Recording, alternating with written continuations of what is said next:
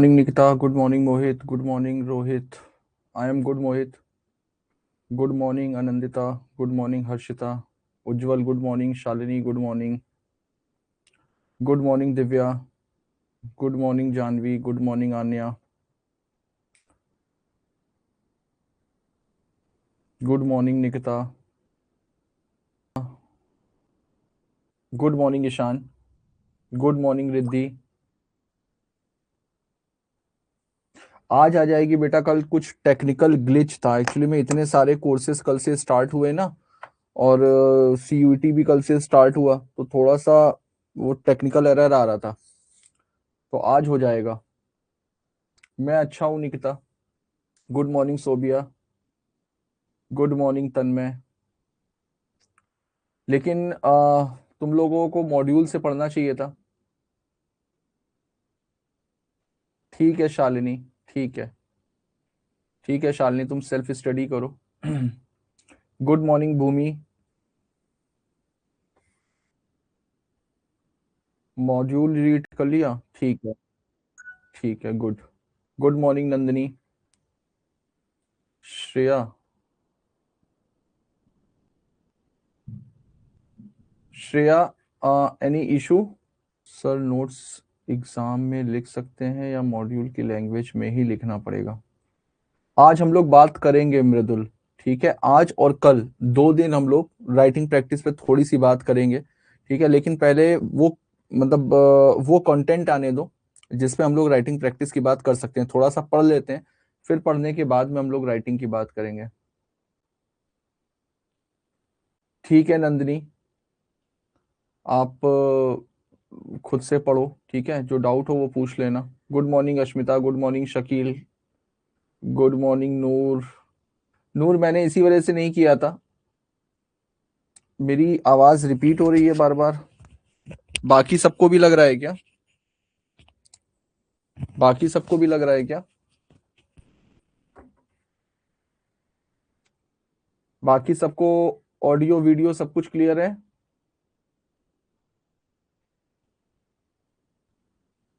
हाँ Divya, first chapter से direct question आएंगे. ठीक है, चलो फिर स्टार्ट करते हैं आज का सेशन. ठीक है.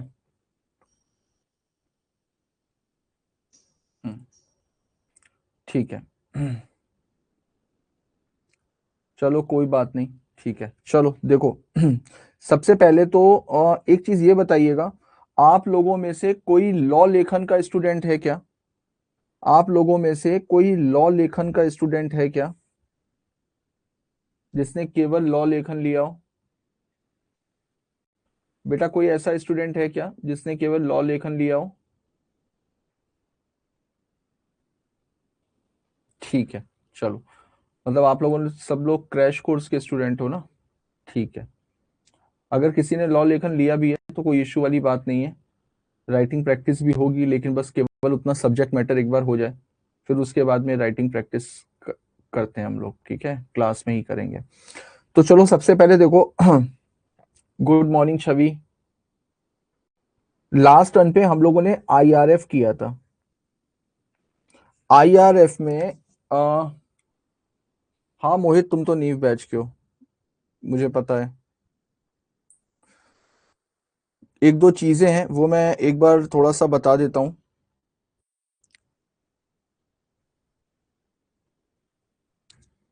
Nikita. Nikita, are you there? Nikita ने कल मेरे को एक डाउट पूछा था. वो डाउट अच्छा डाउट है, तो इसी वजह से मैंने उसको पर्सनली नहीं बताया, कि मुझे लगा कि मैं क्लास में डिस्कस कर लूंगा. ठीक है, देखो यहाँ पर है ना. हाँ ठीक है. तो निकिता ने कल एक डाउट पूछा था. मुझे लगता है कि सभी लोगों को ये डाउट समझना चाहिए. सबसे पहले तो देखो, जो हमारे यहाँ कोर्ट्स होती है ना, उसमें एक कोर्ट होती है आपकी डिस्ट्रिक्ट कोर्ट.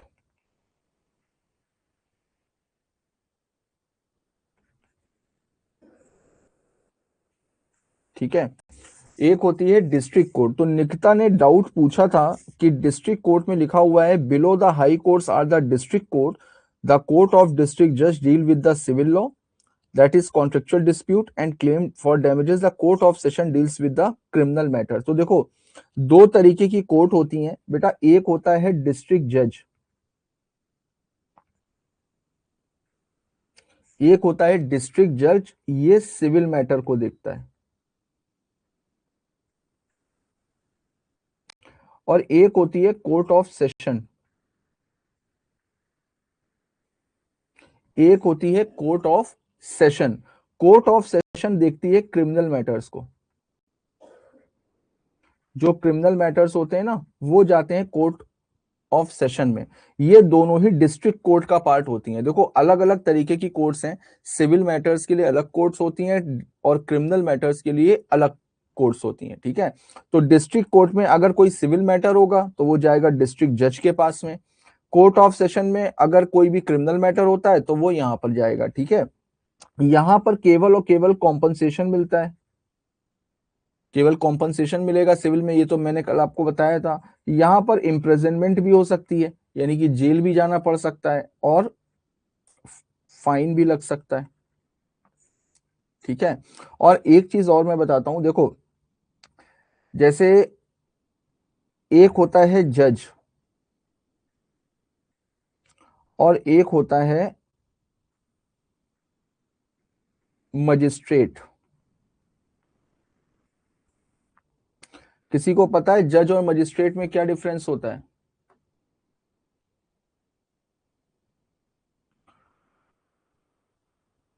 देखो अगर कोई भी सिविल मैटर होगा तो वो जज के पास में जाएगा, इसका मतलब जज हमेशा सिविल मैटर्स को देखता है।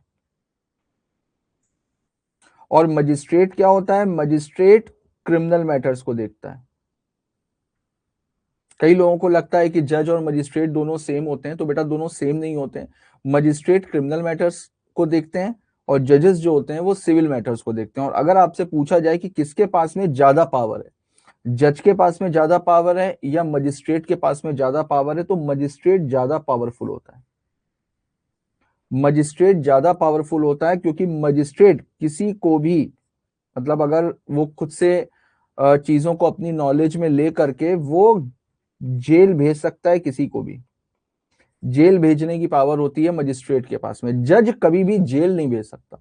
जज बहुत ज्यादा आपसे क्या करेगा, जज आपसे कॉम्पनसेशन वगैरह के लिए बोल सकता है, ठीक है, डैमेजेस के लिए बोल सकता है, लेकिन जेल भेजने की पावर मजिस्ट्रेट के पास में होती है।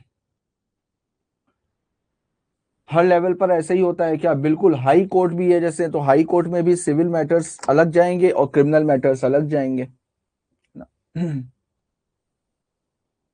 और एक मैंने आपको बताया था कि डिस्ट्रिक्ट कोर्ट के नीचे एक आती है लोअर कोर्ट, ठीक है। तो जो लोअर कोर्ट होती है बेटा, जो 10,000 रुपए तक के मैटर्स होते हैं,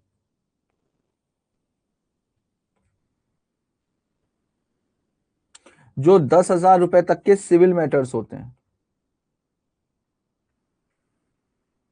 वो लोअर कोर्ट में जाते हैं, ठीक है। और एक दिया हुआ है उसमें मेट्रोपॉलिटन कोर्ट।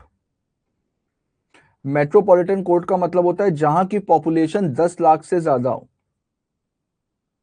जहां की जो मेट्रोपॉलिटन सिटीज हैं वहां पर तो होंगे, उसके अलावा कहीं की पॉपुलेशन अगर 10 लाख से ज्यादा होगी तो वहां पर मेट्रोपॉलिटन कोर्ट होगी। ये कंडीशनल है बेटा, मेट्रोपॉलिटन कोर्ट, ठीक है। मेट्रोपॉलिटन कोर्ट जो है वो स्टेट गवर्नमेंट बनाती है और इसके जो जजेस होते हैं उनको अपॉइंट करती है हाई कोर्ट। ये जरूरी नहीं है कि हर, ये जो मेट्रोपॉलिटन कोर्ट है ये जरूरी नहीं है कि हर जगह पर हो, ठीक है। ये मेट्रोपॉलिटन सिटीज और जो जहां की पॉपुलेशन 10 लाख से ज्यादा होगी वहां पर स्टेट गवर्नमेंट बना सकती है, ठीक है। ये जो सीक्वेंस है, supreme court, high court, district court, lower court, ये तो है ही, लेकिन मेट्रोपॉलिटन कोर्ट केवल ऑप्शनल है, ठीक है। ये स्टेट गवर्नमेंट बना सकती है, यहाँ के जो जजेस होते हैं उनको अपॉइंट करती है हाई कोर्ट। मेट्रोपॉलिटन कोर्ट को लोअर कोर्ट बोल सकते हैं, हाँ बिल्कुल बोल सकते हैं। ठीक है, गुड मॉर्निंग नीतू। ठीक, तो चलो अब स्टार्ट करते हैं हम लोग इंडियन कॉन्ट्रैक्ट एक्ट।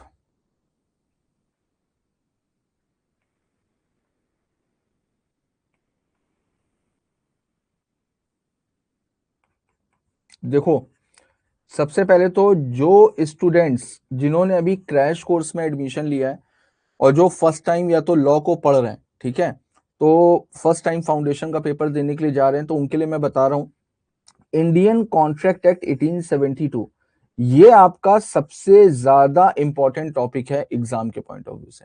ये आप मान करके चलो कि लगभग 35 to 40% पेपर आपका इसी से ही आना है, इंडियन कॉन्ट्रैक्ट एक्ट 1872 से। अगर इंडियन कॉन्ट्रैक्ट एक्ट आपने अच्छे से पढ़ लिया तो आप ये समझ लो 35 से 40 नंबर का जो वेटेज होगा वो इंडियन कॉन्ट्रैक्ट एक्ट का होगा। बहुत बड़ा टॉपिक है ये अपने आप में एक एक्ट नहीं है, अपने आप में पूरा का पूरा सब्जेक्ट होना चाहिए। जैसे जब मैं जुडिशरी की तैयारी करवा रहा था तो जुडिशरी में 2 सब्जेक्ट होते थे इंडियन कॉन्ट्रैक्ट के, एक सब्जेक्ट में 2 सब्जेक्ट होते थे, ठीक है। आपके में तो केवल एक सब्जेक्ट का एक पार्ट है। ये बहुत वास्ट है, बहुत बड़ा एक्ट है, बहुत बड़ा कानून है और बहुत इंपॉर्टेंट लॉ भी है। बिजनेस लॉ का अगर बेसिक देखा जाए तो बिजनेस लॉ का बेसिक जो है वो इंडियन कॉन्ट्रैक्ट एक्ट है। बिजनेस लॉ स्टार्ट ही इंडियन कॉन्ट्रैक्ट एक्ट से होती है, ठीक है। तो आपके एग्जाम के पॉइंट ऑफ व्यू से ये बहुत इंपॉर्टेंट होने वाला है, तो इसको बहुत अच्छे से पढ़ना।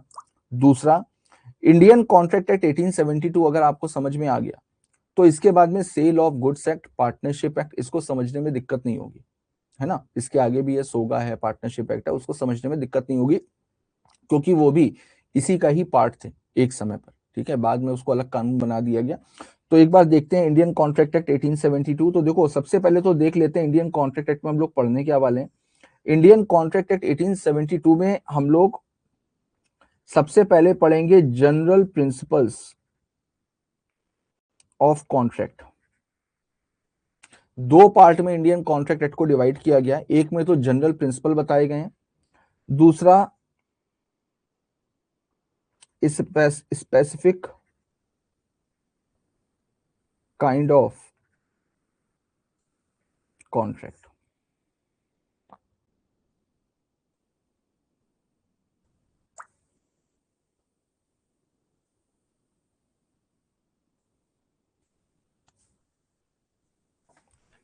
मोहित, कॉमन लॉ बेटा डाउट में बताऊंगा, ठीक है। अभी कॉन्ट्रैक्ट एक्ट शुरू करना है, जुडिशरी का प्रिपरेशन मतलब बताऊंगा सर। बस एक दिक्कत होती है कि समझ तो जाते हैं, समझ में नहीं आता कहाँ आया कहाँ नहीं, मैं समझा नहीं आदि।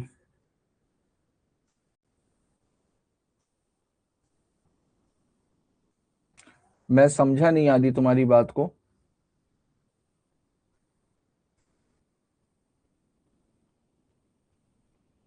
समझ में तो आ जाता है, समझ में नहीं आता कि आया है कि नहीं आया है। चलो देखो तेरा जुडिशरी का मतलब होता है बेटा कॉन्फिडेंस नहीं आता है। देखो, एक चीज समझना, सभी लोगों के लिए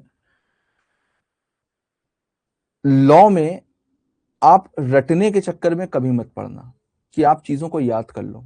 और अगर चीजों को याद करने के चक्कर में रहोगे तो कभी भी कॉन्फिडेंस नहीं आएगा। आपको बेटा सारे कॉन्सेप्ट क्लियर होने चाहिए, सारे कॉन्सेप्ट क्लियर होने चाहिए विद लॉजिक। लॉजिक के साथ में भाई देखो, अगर कोई भी लॉ आया है या कोई भी प्रोविजन डाला गया है तो हर एक चीज के पीछे कोई ना कोई लॉजिक होता है। अगर वो लॉजिक समझ में आ गया तो वो कॉन्सेप्ट भी क्लियर हो जाता है, ठीक है। तो इंडियन कॉन्ट्रैक्ट, कल तो मैंने आपको आईआरएफ पढ़ाया, तो आईआरएफ तो पूरा का पूरा थ्योरेटिकल टॉपिक था, उसमें चीजें याद करने वाली थी, उसमें चीजें कुछ समझने वाली नहीं थी, ठीक है। लेकिन यहाँ पर चीजें थोड़ा सा चेंज होंगी इंडियन कॉन्ट्रैक्ट एक्ट से। यहाँ पर आपको कॉन्सेप्ट क्लियर करने पड़ेंगे, चीजों को समझना पड़ेगा, ठीक है। तो देखो आज का सेशन स्टार्ट करते हैं। नहीं रोहित, अभी नहीं भेजा, ठीक है आदि। तो बिल्कुल परेशान मत हो, पूरा कॉन्फिडेंस आएगा, ठीक है, पूरा कॉन्फिडेंस आएगा, चीजें समझ में आएंगी, ठीक है। देखो, तो इंडियन कॉन्ट्रैक्ट एक्ट में हम लोग 2 चीजें पढ़ने वाले हैं, एक तो जनरल प्रिंसिपल ऑफ कॉन्ट्रैक्ट और दूसरा स्पेसिफिक काइंड ऑफ कॉन्ट्रैक्ट।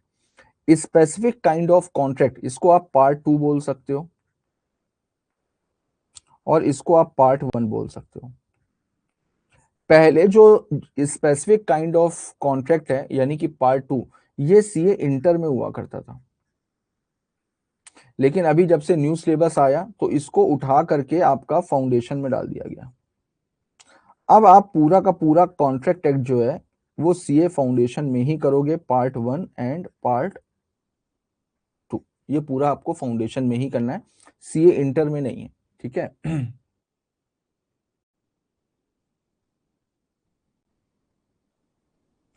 हाँ, क्वेश्चन पढ़ के कैसे पता लगाएं कि कौन सा एक्ट से है, क्योंकि कई सारे क्वेश्चन घुमा घुमा के दे देते हैं केस बेस्ड टाइप पे। बिल्कुल ईशान डिस्कस करेंगे इस पे, बिल्कुल डिस्कस करेंगे, सारा कॉन्सेप्ट क्लियर हो जाएगा, बिल्कुल पहचानने लगोगे कि कौन सा क्वेश्चन किस चैप्टर से है और कौन सा प्रोविजन एप्लीकेबल होगा, ठीक है, बिल्कुल पहचानोगे। देखो, तो सबसे पहले तो स्टार्ट करते हैं, फिर हम लोग बात करेंगे इस बारे में, ठीक है। राइटिंग के बारे में बिल्कुल बात करेंगे, बिल्कुल परेशान मत हो। अभी अपने दिमाग से जितने भी डाउट्स है ना वो सारे के सारे निकालो, दिमाग को खाली करो। इतनी टेंशन अगर लेकर के पढ़ोगे तो फिर मतलब फिर चीजें क्लियर कभी भी नहीं हो पाएंगी।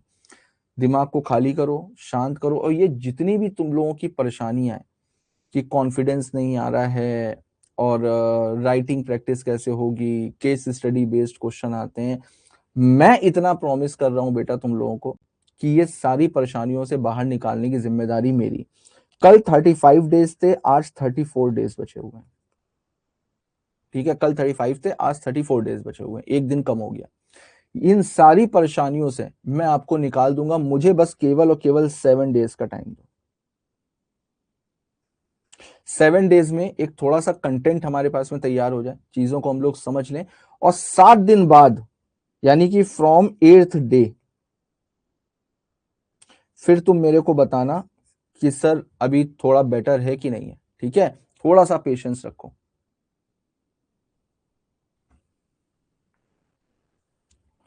ठीक है, बस थोड़ा सा पेशेंस रखो, दिमाग को खाली करो, जो मैं बोल रहा हूं मेरी बात को ध्यान से सुनो, कॉन्सेप्ट को ध्यान से सुनो, सारी चीजें ऑटोमेटिकली सब याद होती रहेंगी, ठीक है। और सामने मॉड्यूल रख करके बैठना।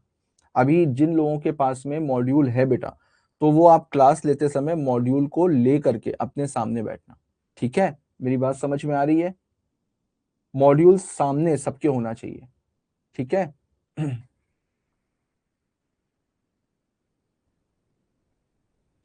हाँ बिल्कुल अलीना, हम लोग साथ में यहाँ पर क्वेश्चन भी सॉल्व करेंगे, लिख करके मैं पूरा बताऊंगा, ठीक है। बिल्कुल भी परेशान मत हो, ठीक है। तुम लोगों को पास करवाना है यार, ऐसे थोड़ी ना। ठीक, देखो, तो सबसे पहले हम लोग बात करेंगे इंडियन कॉन्ट्रैक्ट एक्ट में पार्ट 1 की, यानी कि general principles of contract. General principles of contract की हम लोग बात करते हैं। जनरल प्रिंसिपल्स ऑफ कॉन्ट्रैक्ट जो है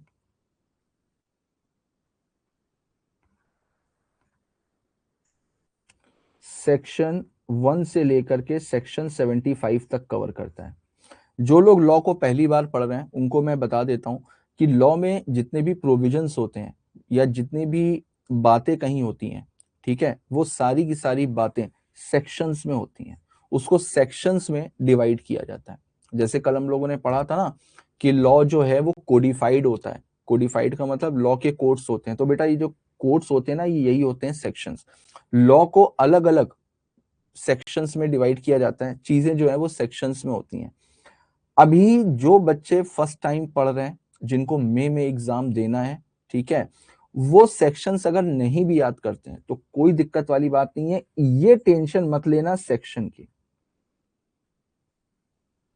ये टेंशन मत लेना सेक्शन की कि सर सेक्शन याद नहीं हो रहा है। सेक्शन की बिल्कुल भी टेंशन मत लो, सेक्शन याद हो जाए बहुत अच्छी बात है, नहीं याद है कोई दिक्कत नहीं है। टोटल मिला करके, सब मिला करके पूरा जो आपका बिजनेस लॉ है उसमें 50 सेक्शंस मैं आपको क्लास में याद करा दूंगा। 50 सेक्शन मैं आपको क्लास में याद करवा दूंगा, आपको पता भी नहीं चलेगा कि कब आपको याद हो गया, उसकी टेंशन छोड़ दो। तो सेक्शन के बारे में कोई डिस्कस नहीं करेगा, सेक्शंस नहीं याद हो रहे हैं सेक्शंस को छोड़ देना, कोई दिक्कत वाली बात नहीं है, मार्क्स आपके नहीं कटेंगे, ठीक है। फाउंडेशन वाले स्टूडेंट से ये उम्मीद नहीं होती है कि वो जिंदगी में पहली बार लॉ पढ़ रहा है तो वो सेक्शंस के साथ में करे। हाँ, जब इंटर में आ जाओगे तो इंटर में आपको सेक्शंस करने पड़ेंगे। ठीक, देखो अब देखना मेरी बात, तो सेक्शन 1 से लेकर के सेक्शन 75 तक हम लोग कवर करने वाले हैं। अब जैसा कि देखो जो एक्ट का नाम है वो क्या है, इंडियन कॉन्ट्रैक्ट एक्ट 1872। तो सबसे पहले एक चीज समझना, राइटिंग प्रैक्टिस, जो बच्चे राइटिंग के लिए बहुत ज्यादा परेशान है तो एक कॉपी और एक पेन निकाल लो, एक कॉपी और एक पेन निकाल लो। और जैसे मान लो कि ये कॉपी है आपकी, ठीक है, तो ये 2 पेज जो है ना अगल बगल वाले, ये जो अगल बगल वाले पेज हैं इसको निकालो और इसके ऊपर हेडिंग डालना rules regarding writing, rules regarding writing.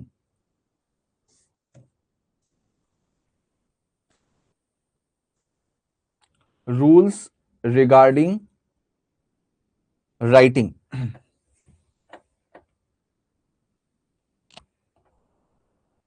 लिखा सबने? अब उसमें लिखो रूल नंबर 1। मैं आपको ऐसे ही बीच बीच में राइटिंग के रिगार्डिंग रूल्स बताता रहूंगा, आप एक जगह पर नोट करते रहना सीक्वेंस में 1 2 3 4 5 6। और जब एग्जाम में पेपर देने के लिए जाओगे तो एक बार ये सारे रूल्स देख करके जाना, तो आपको याद रहेगा कि सर ने राइटिंग को लेकर के क्या क्या चीजें बताई थी। ठीक है,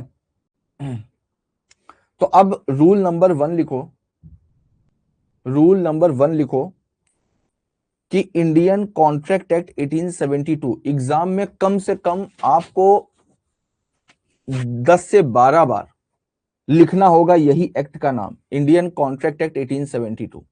तो इंडियन में बेटा आई कैपिटल होगा, सी कैपिटल होगा, एक्ट में ए कैपिटल होगा, ठीक है, और 1872 ये एक्ट का पूरा नाम है। और आपको चाहे 25 बार एग्जाम में लिखना पड़े आप पूरा लिखेंगे। बहुत सारे बच्चे करते हैं क्या कि लिख दिया आईसीए 1872, शॉर्ट फॉर्म यूज नहीं करने हैं, no use of short form, short form किसी भी चीज का यूज नहीं करना है, आपको पूरा लिखना है। आपको 25 बार 50 बार भी लिखना होगा, आप पूरा लिखोगे इंडियन कॉन्ट्रैक्ट एक्ट 1872। इंडियन में आई कैपिटल, कॉन्ट्रैक्ट में सी कैपिटल, एक्ट में ए कैपिटल, और फिर कॉमा लगेगा यहां पर, कॉमा लगा करके फिर 1872। Are you getting my point?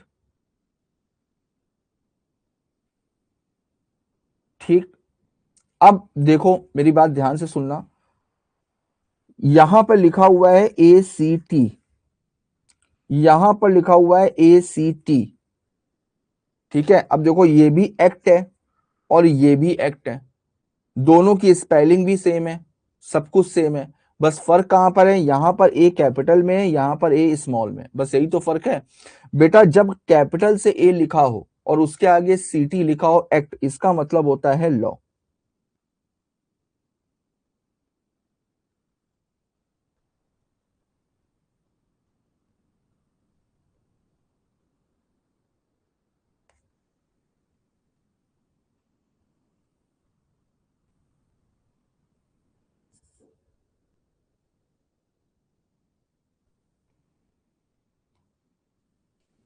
इसका मतलब होता है लॉ, ठीक। और जब स्मॉल में ए लिखा हो सीटी लिखा हो, इसका मतलब एक्ट, यानी कि कोई कंडक्ट। तो आपको एग्जाम में चाहे सेल ऑफ गुड्स एक्ट हो, चाहे निगोशिएबल इंस्ट्रूमेंट एक्ट हो, चाहे पार्टनरशिप एक्ट हो, चाहे इंडियन कॉन्ट्रैक्ट एक्ट हो, चाहे कंपनीज एक्ट हो, चाहे एलएलपी एक्ट हो, सब जगह पर ये वाला एक्ट लिखना है। मैं बहुत सारे बच्चों की कॉपीज चेक करी तो बहुत सारे बच्चे क्या करते हैं, ये लिख देते हैं, ये वाला एक्ट लिख देते हैं जल्दी जल्दी में। ये आपको नहीं करना, इससे एग्जामिनर के ऊपर इंप्रेशन भी गलत पड़ता है, और दूसरा सोचो कि आपने मतलब ही चेंज कर दिया। यहां पर लिखा हुआ है एक्ट, एक्ट का मतलब लॉ, यानी इंडियन कॉन्ट्रैक्ट का लॉ है ये, और आपने क्या लिख दिया, इंडियन कॉन्ट्रैक्ट का कंडक्ट है, आपने सेंटेंस का मतलब ही चेंज कर दिया ना। तो बेटा यही छोटी छोटी सी चीजें होती हैं जो आपको राइटिंग में ध्यान रखनी होती है, यही प्रेजेंटेशन कहलाती है। तो जितने भी 2 पेजेस मैंने आपको अलग करवाए हैं रूल्स रिगार्डिंग राइटिंग, उसमें आपको डेली मतलब जो भी मैं बताता रहूंगा उसमें सीक्वेंस वाइज ये सारे रूल्स आपको लिखने हैं। इससे होगा क्या कि आपके पास में एक जगह सारी के सारे रूल्स इकट्ठा हो जाएंगे। ये जो रूल्स हैं ये आपको जिंदगी भर काम में आएंगे, जिंदगी भर, इवन आपकी प्रोफेशनल लाइफ में भी आपके काम में आने वाले, है ना।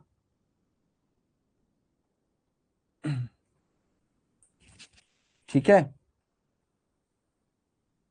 क्लियर सबको। तो अब देखते हैं इंडियन कॉन्ट्रैक्ट एक्ट 1872। तो देखो सबसे पहले तो एक एक वर्ड का मतलब समझ लेते हैं, इस एक्ट का पर्पस क्या है। तो देखो यहां पर पहले क्या लिखा हुआ है, इंडियन, तो यानी कि ये इंडिया का है, ठीक है।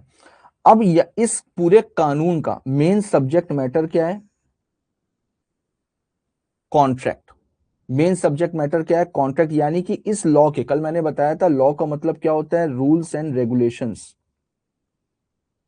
तो यानी यहां पर रूल्स एंड रेगुलेशन किसके रिगार्डिंग दिए गए हैं, कॉन्ट्रैक्ट के रिगार्डिंग दिए गए।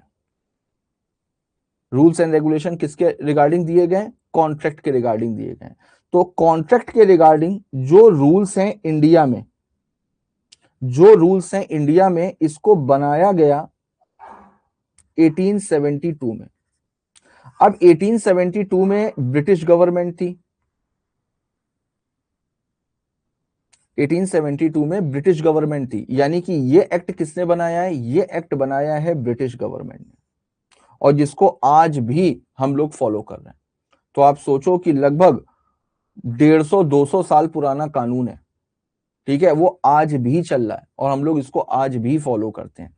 और इसी वजह से इंडियन कॉन्ट्रैक्ट एक्ट में इंडियन वर्ड को ऐड किया गया। क्यों, क्योंकि जिस समय 1872 में ये एक्ट बना था, उस समय ब्रिटिश गवर्नमेंट बहुत सारे देशों में रूल कर रही थी, बहुत सारे देशों में वो उन्होंने चीजों को टेक ओवर किया हुआ था। तो इस वजह से जिस जिस देश में उन्होंने रूल किया है, उस देश के कानून उन्होंने ही बनाए, उस देश के जो कानून है ना वो उन्होंने ही बनाए। तो इस वजह से जब ब्रिटिश गवर्नमेंट कानून बनाती थी तो कानून के आगे उस देश का नाम लिख देती थी। जैसे कॉन्ट्रैक्ट एक्ट है, तो कॉन्ट्रैक्ट एक्ट आपका दुबई में भी एप्लीकेबल होता है, इंग्लैंड में भी एप्लीकेबल होता है, पाकिस्तान में भी एप्लीकेबल होता है, चाइना में भी एप्लीकेबल होता है, आपका श्रीलंका में भी एप्लीकेबल होता है। सब जगह पर कॉन्ट्रैक्ट एक्ट है और सब जगह पर देश का नाम पहले लिखा हुआ है। क्यों, ताकि ये पता चले कि ब्रिटिश गवर्नमेंट ने ये जो कॉन्ट्रैक्ट एक्ट बनाया है ये किस देश के लिए बनाया है। क्योंकि उस समय देश में पार्लियामेंट तो थी नहीं, जैसे आज जैसे कानून बनते हैं वैसे तो बनते नहीं थे। तो पहले कानून कैसे बनते थे, ब्रिटिश गवर्नमेंट इंग्लैंड में बैठती थी, इंग्लैंड में बैठ करके एक पर्टिकुलर देश के लिए कानून पास कर दिया। मेरी बात समझ में आ रही है। तो इसी वजह से यहाँ पर देश का नाम लिखा गया है इंडियन कॉन्ट्रैक्ट एक्ट 1872। और 1872 इस वजह से लिखा है क्योंकि 1872 में ये कानून इनफोर्स हुआ था, यानी कि एप्लीकेबल हुआ था। ठीक, अब देखो यहां पर जो मेन सब्जेक्ट मैटर है वो क्या है, यानी कि पूरा का पूरा कानून, पूरे के पूरे रूल्स एंड रेगुलेशन किसके लिए बनाए गए, कॉन्ट्रैक्ट के लिए बनाए गए। अब सबसे पहले तो समझते हैं कॉन्ट्रैक्ट का मतलब क्या होता है। सबसे पहले समझते हैं कि कॉन्ट्रैक्ट का मतलब क्या होता है। ठीक है, अब देखो नॉर्मली हम लोग जब एक लेमैन के पॉइंट ऑफ व्यू से अगर सोचो,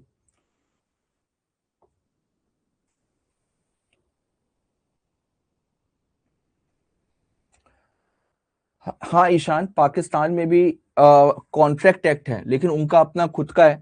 और देखो हर एक देश अपने अकॉर्डिंग, अपने कल्चर के अकॉर्डिंग, अपने कस्टम के अकॉर्डिंग चीजों को मॉडिफाई करता रहता है। लॉ में चेंजेस होते रहते हैं, लॉ में अमेंडमेंट्स होते रहते हैं।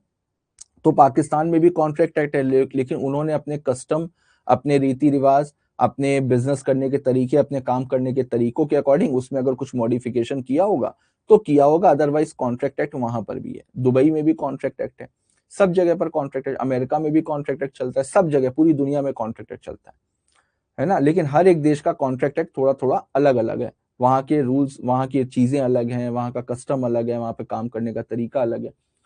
ठीक है, तो अच्छा अर्तिरा ने पूछा है कि ब्रिटिश के जाने के बाद लॉ चेंज क्यों नहीं किया गया। देखो आज की तारीख में लॉ जो होता है ना अर्तिरा, वो हम लोगों की हैबिट में आ जाता है। आज आप स्कूटी चलाती हो या कार चलाती हो या जो भी व्हीकल चलाती हो, तो जब आप रोड पे निकलती हो तो रेड लाइट जलती है तो आप गाड़ी रोक लेते हो, ग्रीन लाइट जलती है तो आप गाड़ी चला लेते हो, यही तो करते हो। तो ये हमारी बचपन से एक आदत पड़ी हुई है, ये भी तो एक लॉ है, ये भी तो एक कानून है। अगर आपने वायोलेशन कर दिया तो आपका चालान कट जाएगा। अब सपोज करो कि अचानक से गवर्नमेंट रूल चेंज कर दे, गवर्नमेंट कह दे कि जब ग्रीन लाइट जलेगी तो स्टॉप, रेड लाइट जलेगी तो मूव। अब जस्ट अपोजिट हो गया।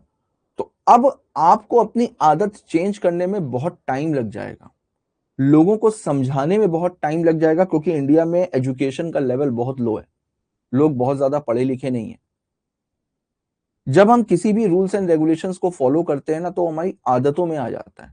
अब अचानक से अगर मान लीजिए कि ग्रीन लाइट पे आपको रुकना है और रेड लाइट पे आपको चलना है, तो कई बार आपका चालान कटेगा, क्योंकि आपकी आदत बढ़ चुकी है। अब पता चला ग्रीन लाइट हुई, आप चल दी, जबकि स्टॉप होना था, क्योंकि वो आपकी हैबिट में आ चुका है ना।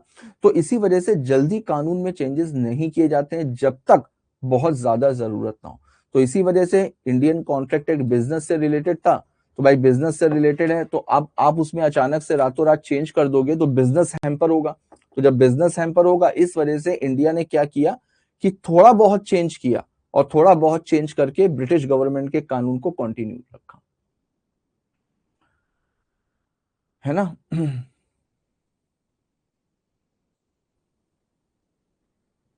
ठीक है।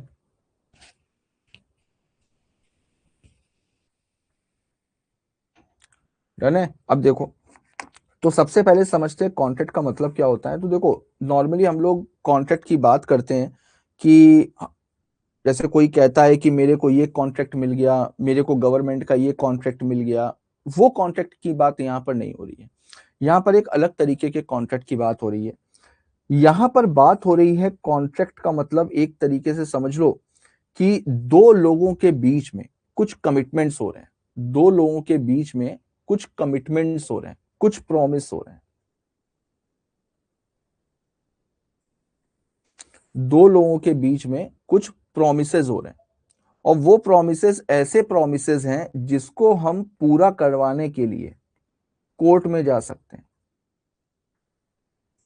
दो लोगों के बीच में कुछ ऐसे प्रोमिसेस हो रहे हैं जिसके लिए हम कोर्ट में जा सकते हैं। अब अगर देखो तो भाई पूरा का पूरा जो बिजनेस है, हम लोग यहाँ पर क्या पढ़ रहे हैं, बिजनेस लॉ पढ़ रहे हैं। तो बिजनेस लॉ का मतलब बिजनेस के लिए। तो कोई भी आज की तारीख में बिजनेस चलता है तो बेटा वो प्रोमिस से तो चलता है। आज मैंने आपको बोला आपकी शॉप मुंबई में है, मेरी शॉप दिल्ली में है, मैंने आपसे बोला कि भाई मेरे को 5 लाख के गुड्स भेज दो। आपने पूछा कि इस रेट के गुड्स हैं, मैंने कहा कोई दिक्कत वाली बात नहीं है, गुड्स आप भेज दो। अब आप सोचो कि मेरे और आपके बीच में एक प्रॉमिस हो गया, आपने मेरे प्रॉमिस के ऊपर भरोसा किया और आपने गुड्स मुंबई से दिल्ली भेज दिए 5 लाख के। अब जब यहां पर गुड्स आ गए तो मैंने लेने से मना कर दिया, मैंने कहा भाई मैं नहीं ले रहा, मुझे जरूरत नहीं है, उस समय जरूरत थी, अब जरूरत नहीं है। तो अब आप सोचो कि आपने मुंबई से दिल्ली 5 लाख रुपए के गुड्स भेजे, आने जाने का ट्रांसपोर्टेशन के एक्सपेंसेस लगे, गुड्स की कीमत लगी, कितना आपका नुकसान हो जाएगा। तो अब जब आपका बिजनेस में नुकसान हो रहा है, मेरी वजह से नुकसान हो रहा है, तो आप कोर्ट में जाओगे कि नहीं जाओगे। अगर किसी का भी नुकसान होता है तो उसकी भरपाई के लिए हम कहाँ पे जाते हैं, क्योंकि कोई भी आदमी बिजनेस में फालतू का पैसा नहीं देना चाहता। अगर आप मेरे से मांगोगे कि मैं कोर्ट ना जाऊं, मैं ऐसे ही कॉम्पनसेशन ले लूं, तो क्या मैं आपको दे दूंगा, कभी नहीं दूंगा। तो अब आप कहाँ जाओगे, अब आप जाओगे कोर्ट में, और कोर्ट में जाकर के मेरी शिकायत करोगे। अब जज वहां पर बैठा आपकी भी बात सुनेगा, मेरी भी बात सुनेगा, और जज को लगेगा कि हाँ भाई मेरी वजह से आपका नुकसान हो रहा है, जज मेरे को ऑर्डर देगा कि आप इनको इतने का कॉम्पनसेशन पे करिए, इतने का इनका नुकसान हुआ, इतना पैसा दीजिए। तो पूरा का पूरा जो बिजनेस होता है ना बेटा, वो एक प्रॉमिस के ऊपर डिपेंड करता है। ठीक, और ये प्रॉमिस ऐसा होना चाहिए जिसके लिए हम कोर्ट में जा सकते हो।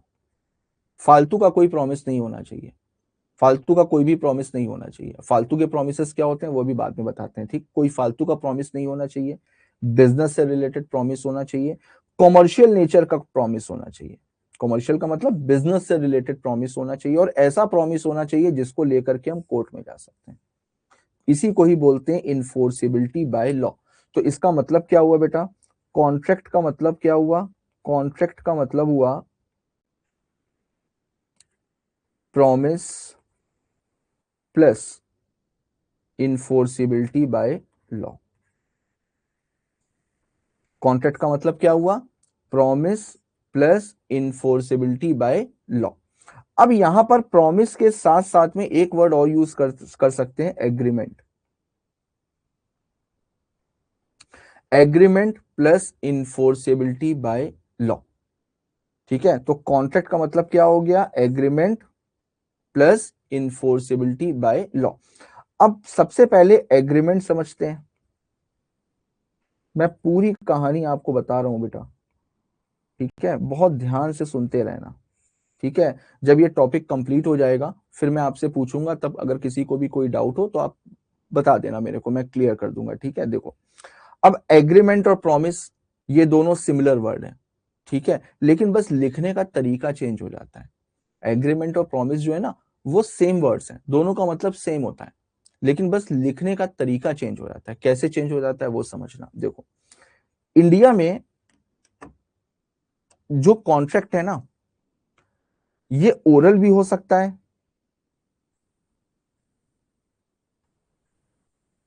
और राइटिंग में भी हो सकता है। इंडिया में जो कॉन्ट्रैक्ट है वो ओरल भी हो सकता है और राइटिंग में भी हो सकता है। जैसे अगर मान लो मैंने आपसे अभी एग्जांपल दिया कि मैंने आपको फोन करके बोला कि भाई मेरे को 5 लाख रुपए के गुड्स भेज दे, तो अब मेरे और आपके बीच में कुछ लिखा पढ़ी तो ही नहीं है, मैंने तो फोन पे ऑर्डर आपको दिया, मैंने तो फोन पे ऑर्डर दिया ना। ठीक है, तो ये क्या हो गया? ये ओरल हो गया, ये भी वैलिड है। ठीक, मैं आपकी शॉप पर आया, मैंने आपसे बोला कि भाई मेरे को 5 लाख रुपए के गुड्स चाहिए। आपने बोला कोई दिक्कत वाली बात नहीं, आप एक काम करो, आप एक पेपर में लिख करके दे दो कि आपको 5 लाख रुपए के गुड्स चाहिए, दिल्ली में चाहिए, इतना चाहिए।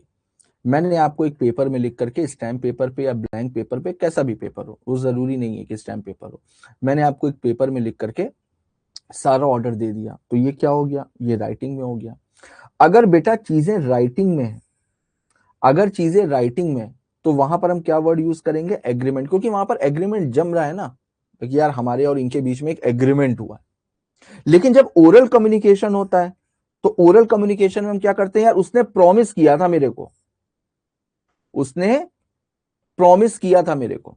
मान लो दो दोस्त हैं, दोनों चाय की टपरी पे बैठे हुए हैं, चाय पी रहे हैं, ठीक है, अचानक से एक दोस्त ने बोला कि यार मैं सोच रहा हूं कि मैं अपनी कार बेच दूं, क्या तुम मेरी कार खरीदोगे? दोस्त ने बोला कि हाँ यार ठीक है, मैं तुम्हारी कार खरीद लूंगा। अब देखो, तो दोनों के बीच में बातचीत हुई, उसने बोला कि क्या तुम मेरी कार खरीदोगे, उसने बोल दिया ठीक है मैं तुम्हारी कार खरीद लूंगा। तो देखो प्रॉमिस हो गया ना, कि वो प्रॉमिस कर रहा है कि वो उसकी कार को खरीद लेगा। लेकिन ये तो ओरल कम्युनिकेशन है। कल को अगर उस दूसरे दोस्त ने कार नहीं खरीदी, तो पहला वाला दोस्त कोर्ट में जाएगा और कोर्ट में जाकर के क्या बोलेगा? सर इन्होंने प्रॉमिस किया था। क्या वो ये बोलेगा सर मेरे और इनके बीच में एग्रीमेंट हुआ था? तो एग्रीमेंट हुआ था तो दिखाओ फिर। लेकिन ये तो ओरल कम्युनिकेशन, तो वहां पर क्या शब्द यूज किया जाएगा? प्रॉमिस। लेकिन अगर यही दोस्त ने दूसरे दोस्त से पूछा क्या तुम मेरी कार खरीदोगे, उसने बोला ठीक है मैं तुम्हारी कार खरीद लूंगा, उसने जेब से तुरंत के तुरंत एक स्टैम्प पेपर निकाला और उससे बोला कि अच्छा ठीक है इसमें राइटिंग में लिख करके दे दो। उसने राइटिंग में लिख करके दे दिया कि ठीक है मैं तुम्हारी कार को 5 लाख रुपए में खरीदने के लिए तैयार हूं, और नीचे साइन कर दिए। तो वहां पर आपको कौन सा शब्द यूज होगा? एग्रीमेंट। वहां पर एग्रीमेंट बेटर लग रहा है ना कि हाँ यार एग्रीमेंट हुआ है। तो बेटा अगर चीजें राइटिंग में हो तो फिर वहां पर एग्रीमेंट होगा, ओरल है तो प्रॉमिस होगा, लेकिन दोनों की मीनिंग जो है वो सेम होती है। यानी कि एग्रीमेंट और प्रॉमिस बोथ आर सेम। ठीक है, मेरी बात समझ में आई? यहां तक की कहानी क्लियर है बेटा? यहां तक की कहानी क्लियर है? कॉन्ट्रैक्ट का मतलब क्लियर है? फटाफट से बताते चलो।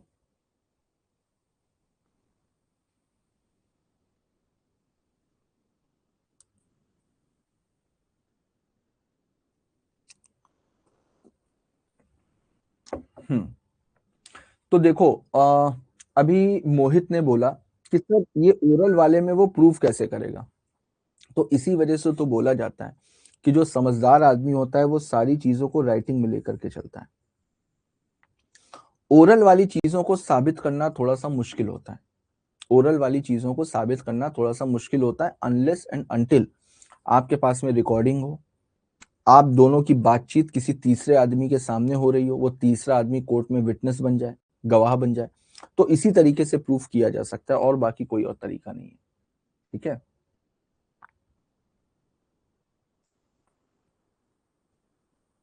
ठीक, अब समझना देखो।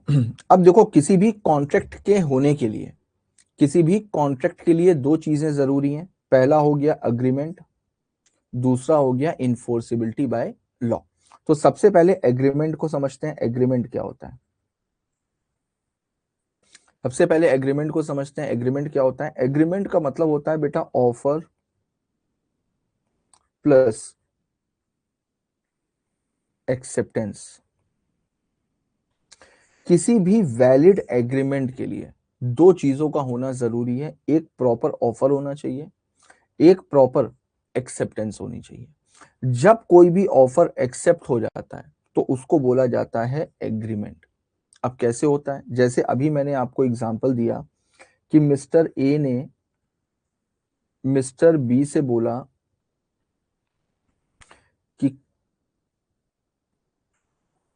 Will you bye my car at the rate of 5 lakh rupees. क्या तुम मेरी कार 5 लाख रुपए में बाई करोगे। तो ये क्या हो गया, ये ऑफर हो गया कि मिस्टर ए मिस्टर बी को एक ऑफर दे रहे हैं 5 लाख रुपए में कार को खरीदने का। मिस्टर बी ने इनको बोला ओके, मिस्टर बी ने बोला इनको ओके, तो ओके का मतलब क्या हो गया, इन्होंने एक्सेप्ट कर लिया। तो यहां पर ऑफर है, एक्सेप्टेंस है, तो ये किस में कन्वर्ट हो गया, एग्रीमेंट में। अगर राइटिंग में है तो बोल दिया जाएगा एग्रीमेंट, और अगर ये ओरल होता तो ये बोल दिया जाता कि ये प्रॉमिस है। मेरी बात समझ में आई।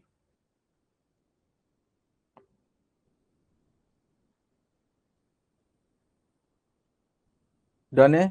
तो बेटा किसी भी कॉन्ट्रैक्ट के लिए एग्रीमेंट का होना जरूरी है, किसी भी कॉन्ट्रैक्ट के लिए एग्रीमेंट का होना जरूरी है, प्लस इन्फोर्सिबिलिटी बाय लॉ का होना जरूरी है। और एग्रीमेंट के लिए क्या जरूरी है, एक प्रॉपर ऑफर होना चाहिए, प्रॉपर एक्सेप्टेंस होना चाहिए, तब जाकर के वो एग्रीमेंट में कन्वर्ट होगा। ठीक है, अब यहां पर भी एक छोटा सा चेंज है कि अगर हम कभी भी प्रॉमिस वर्ड यूज करेंगे तो प्रॉमिस में हम यूज करेंगे प्रपोजल प्लस एक्सेप्टेंस, और अगर हम एग्रीमेंट लिख रहे हैं तो हम क्या करेंगे, ऑफर प्लस एक्सेप्टेंस। और देखो प्रपोजल और ऑफर में कोई फर्क नहीं होता, प्रपोजल और ऑफर बोथ आर सेम। मेरी बात समझ में आई। हाँ अर्तिदा बिल्कुल, अभी तुम केवल समझो, मैं ये जो भी समझा रहा हूँ इसकी फोटो खींच करके मैं भेज दूंगा। ठीक है, इन सब की मैं फोटो खींच करके भेज दूंगा, तो उसके बाद में तुम लोगों को नोट्स बनाने हो तो नोट्स बना लेना। ठीक है। ठीक, तो देखो, तो मैंने आपको दो चीजें बताई, कॉन्ट्रैक्ट का मतलब बताया, एग्रीमेंट का मतलब बताया, कब प्रॉमिस लिखते कब यूज करते हैं, एग्रीमेंट कब यूज करते हैं, प्रपोजल कब यूज करते हैं, ऑफर कब यूज करते हैं। डन है। तो देखो एक बार अब मॉड्यूल में आते हैं, सेम वही चीज है। देख बेटा, मैं तेरे को मॉड्यूल से जो है ना वेरीफाई कराता रहूंगा सारी चीजें, बस तेरे को काम क्या करना है, तेरे को काम करना है कि रीडिंग करनी है after class, after class reading करनी है एक बार। ठीक है, क्योंकि मॉड्यूल का एक एक लाइन अगर मैं पढ़ूंगा तो बहुत दिक्कत वाली चीज है, तो सिलेबस नहीं हो पाएगा। ठीक है, लेकिन मैं दिखाता रहूंगा कि मैंने सारी चीजें आपको बताई, और कीवर्ड्स में मैं अंडरलाइन करता रहूंगा, तो मेरे साथ में बैठ करके मॉड्यूल खोल करके अंडरलाइन करते रहना। ठीक है, तो देखो व्हाट इज कॉन्ट्रैक्ट, तो सेक्शन 2 क्लॉज एच में डेफिनेशन दी गई है। तो मैंने आपको क्या बताया, an agreement enforceable by law. तो कॉन्ट्रैक्ट का मतलब क्या हुआ, agreement plus enforceable by law. फिर मैंने आपको बताया अग्रीमेंट, एग्रीमेंट की जो डेफिनेशन है वो किस में दी गई है, एग्रीमेंट की डेफिनेशन दी गई है सेक्शन 2 क्लॉज ई में। ठीक है, सेक्शन 2 क्लॉज ई में, लेकिन इसको अभी रोकते हैं, पहले यहां पर आते हैं सेक्शन 2 क्लॉज बी, प्रॉमिस। तो प्रॉमिस का मतलब देखो, when the person to whom the proposal is made signifies is assent. Assent का मतलब क्या होता है बेटा? एसेंट का मतलब होता है consent. Thereto the proposal is said to be accepted, proposal when accepted becomes a promise. तो जब कोई भी पर्सन किसी दूसरे पर्सन को प्रपोजल देता है और सामने वाला पर्सन उस पर अपनी कंसेंट दे देता है, कंसेंट का मतलब क्या हुआ? एक्सेप्टेंस दे देता है। तो जैसे ही प्रपोजल एक्सेप्ट होता है वैसे ही वो किस में कन्वर्ट हो जाता है? प्रॉमिस में। ठीक।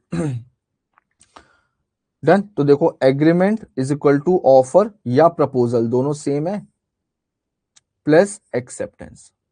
ठीक। अब एक चीज और समझना, देखो, और contract is equal to agreement plus enforceability by law. ठीक है। अब देखो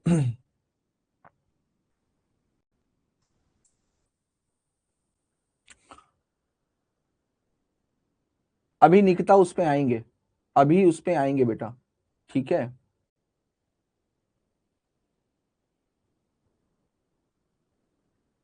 रोहित ये सारी बातें अभी आगे करेंगे धीमे धीमे, अभी जो मैं बता रहा हूं वो केवल देखो। देखो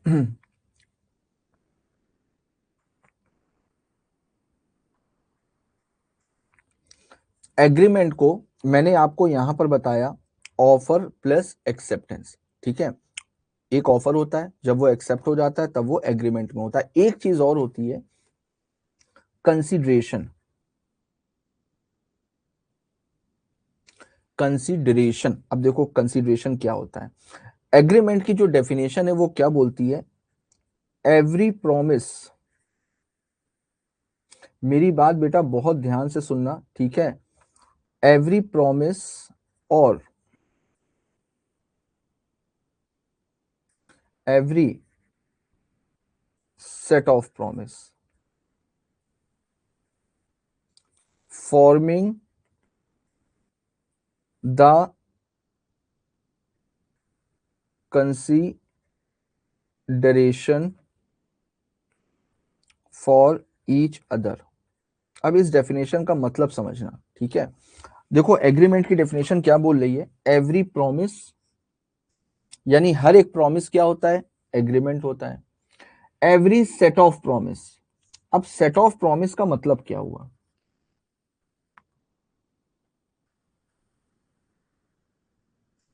सेट ऑफ प्रॉमिस का मतलब क्या हुआ? तो देखो, अगर अभी मैंने ऊपर जो एग्जांपल दिया कि मिस्टर ए ने मिस्टर बी से पूछा कि क्या तुम मेरी कार 5 लाख रुपए में खरीदोगे?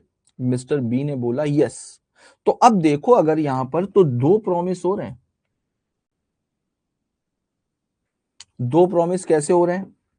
पहला प्रॉमिस ए बी को कर रहा है, ए बी को कर रहा है कार देने के लिए।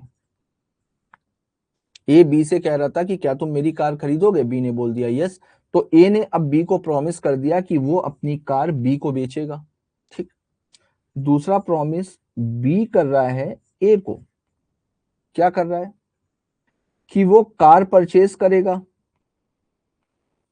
और साथ में 5 लाख रुपए देगा। तो अब देखो ए बी को भी प्रॉमिस कर रहा है, बी ए को भी प्रॉमिस कर रहा है, तो यहां पर दो प्रॉमिस हो गए। अब जब दो प्रॉमिस हो रहे हैं तो इसको बेटा क्या बोला जाएगा? Set of promise. तो अगर एक प्रॉमिस है तो एवरी प्रॉमिस, हर एक प्रॉमिस क्या होता है? एग्रीमेंट होता है। और अगर कोई सेट ऑफ प्रॉमिस है तो वो भी क्या होता है? एग्रीमेंट होता है। बस उसमें एक चीज होनी चाहिए, consideration for each other, consideration for each other. अब कंसीडरेशन को समझते हैं।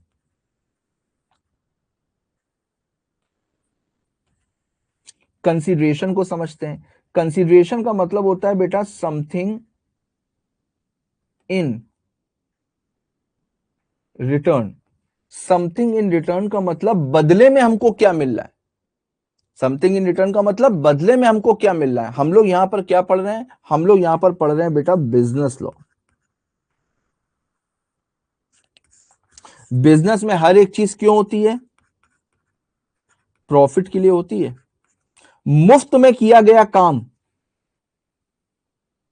मुफ्त में किया गया काम क्या कभी बिजनेस कहलाएगा? जैसे अगर मेरी शॉप है, मैं अपनी शॉप का सारा सामान लोगों में फ्री में डिस्ट्रीब्यूट कर रहा हूं, तो क्या इसको बिजनेस करना बोला जाएगा? नहीं, इसको बोला जाएगा चैरिटी।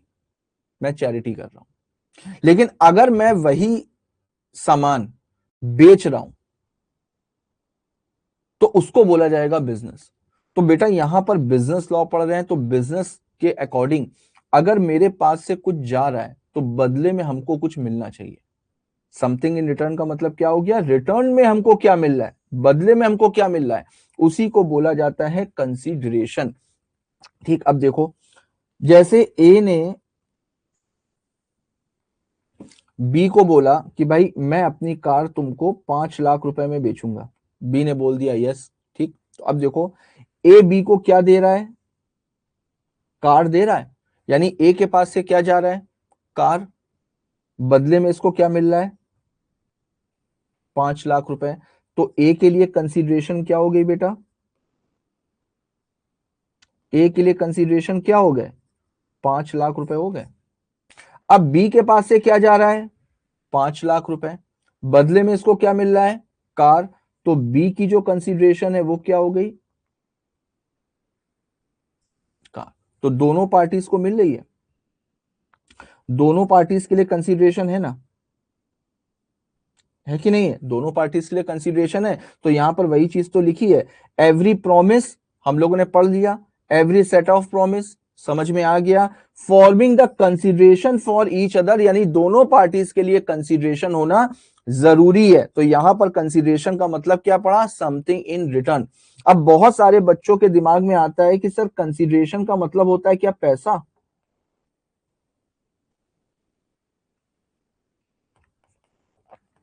क्या कंसीडरेशन का मतलब होता है पैसा? नहीं, कंसीडरेशन कुछ भी हो सकती है, जो भी आपको बदले में मिल रहा हो वही कंसीडरेशन है। अगर आपको बदले में सेटिस्फेक्शन मिल रहा है तो वो सेटिस्फेक्शन ही आपके लिए कंसीडरेशन है। कंसीडरेशन जरूरी नहीं है कि पैसा हो, कुछ भी हो सकता है। अब जैसे बी के लिए यहां पर कंसीडरेशन क्या है? बी के लिए यहां पर कंसीडरेशन कार है ना? तो दोनों के लिए कंसीडरेशन है, ए के लिए कंसीडरेशन 5 लाख, बी के लिए कंसीडरेशन कार। अब ये बताओ यहां तक की कहानी क्लियर?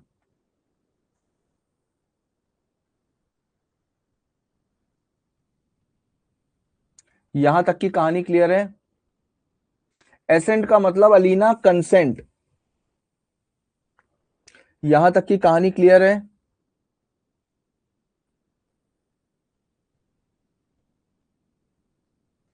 किसी को कोई डाउट तो नहीं? ठीक।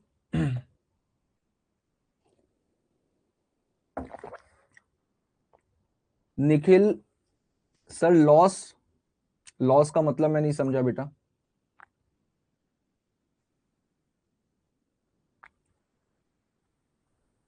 हाँ निखिल, एग्जैक्टली, लॉस भी, लॉस भी, अगर लॉस में भी आप बेच रहे हो तो भी कोई, ये बिजनेस में भाई, बिजनेस में तो या तो प्रॉफिट होगा या लॉस होगा, प्रॉफिट और लॉस से कोई मतलब नहीं है। ठीक है, अब देखो एक बार बुक में डेफिनेशन देख लेते हैं। देखो, एग्रीमेंट का मतलब देखो, every promise and every set of promises forming the consideration for each other. Done है सबको? ठीक है, याद हो गई डेफिनेशन? तनिष्क, डेफिनेशन मैंने दिखा दी बेटा। ठीक है, तो every promise and every set of promise forming the consideration for each other. ठीक, आगे देखो, तो कॉन्ट्रैक्ट का मतलब हो गया agreement plus enforceability by law. अब देखो, जैसा कि मैंने आपको बताया कि जो पूरा का पूरा बिजनेस है बेटा वो प्रॉमिस पे ही बेस्ड है।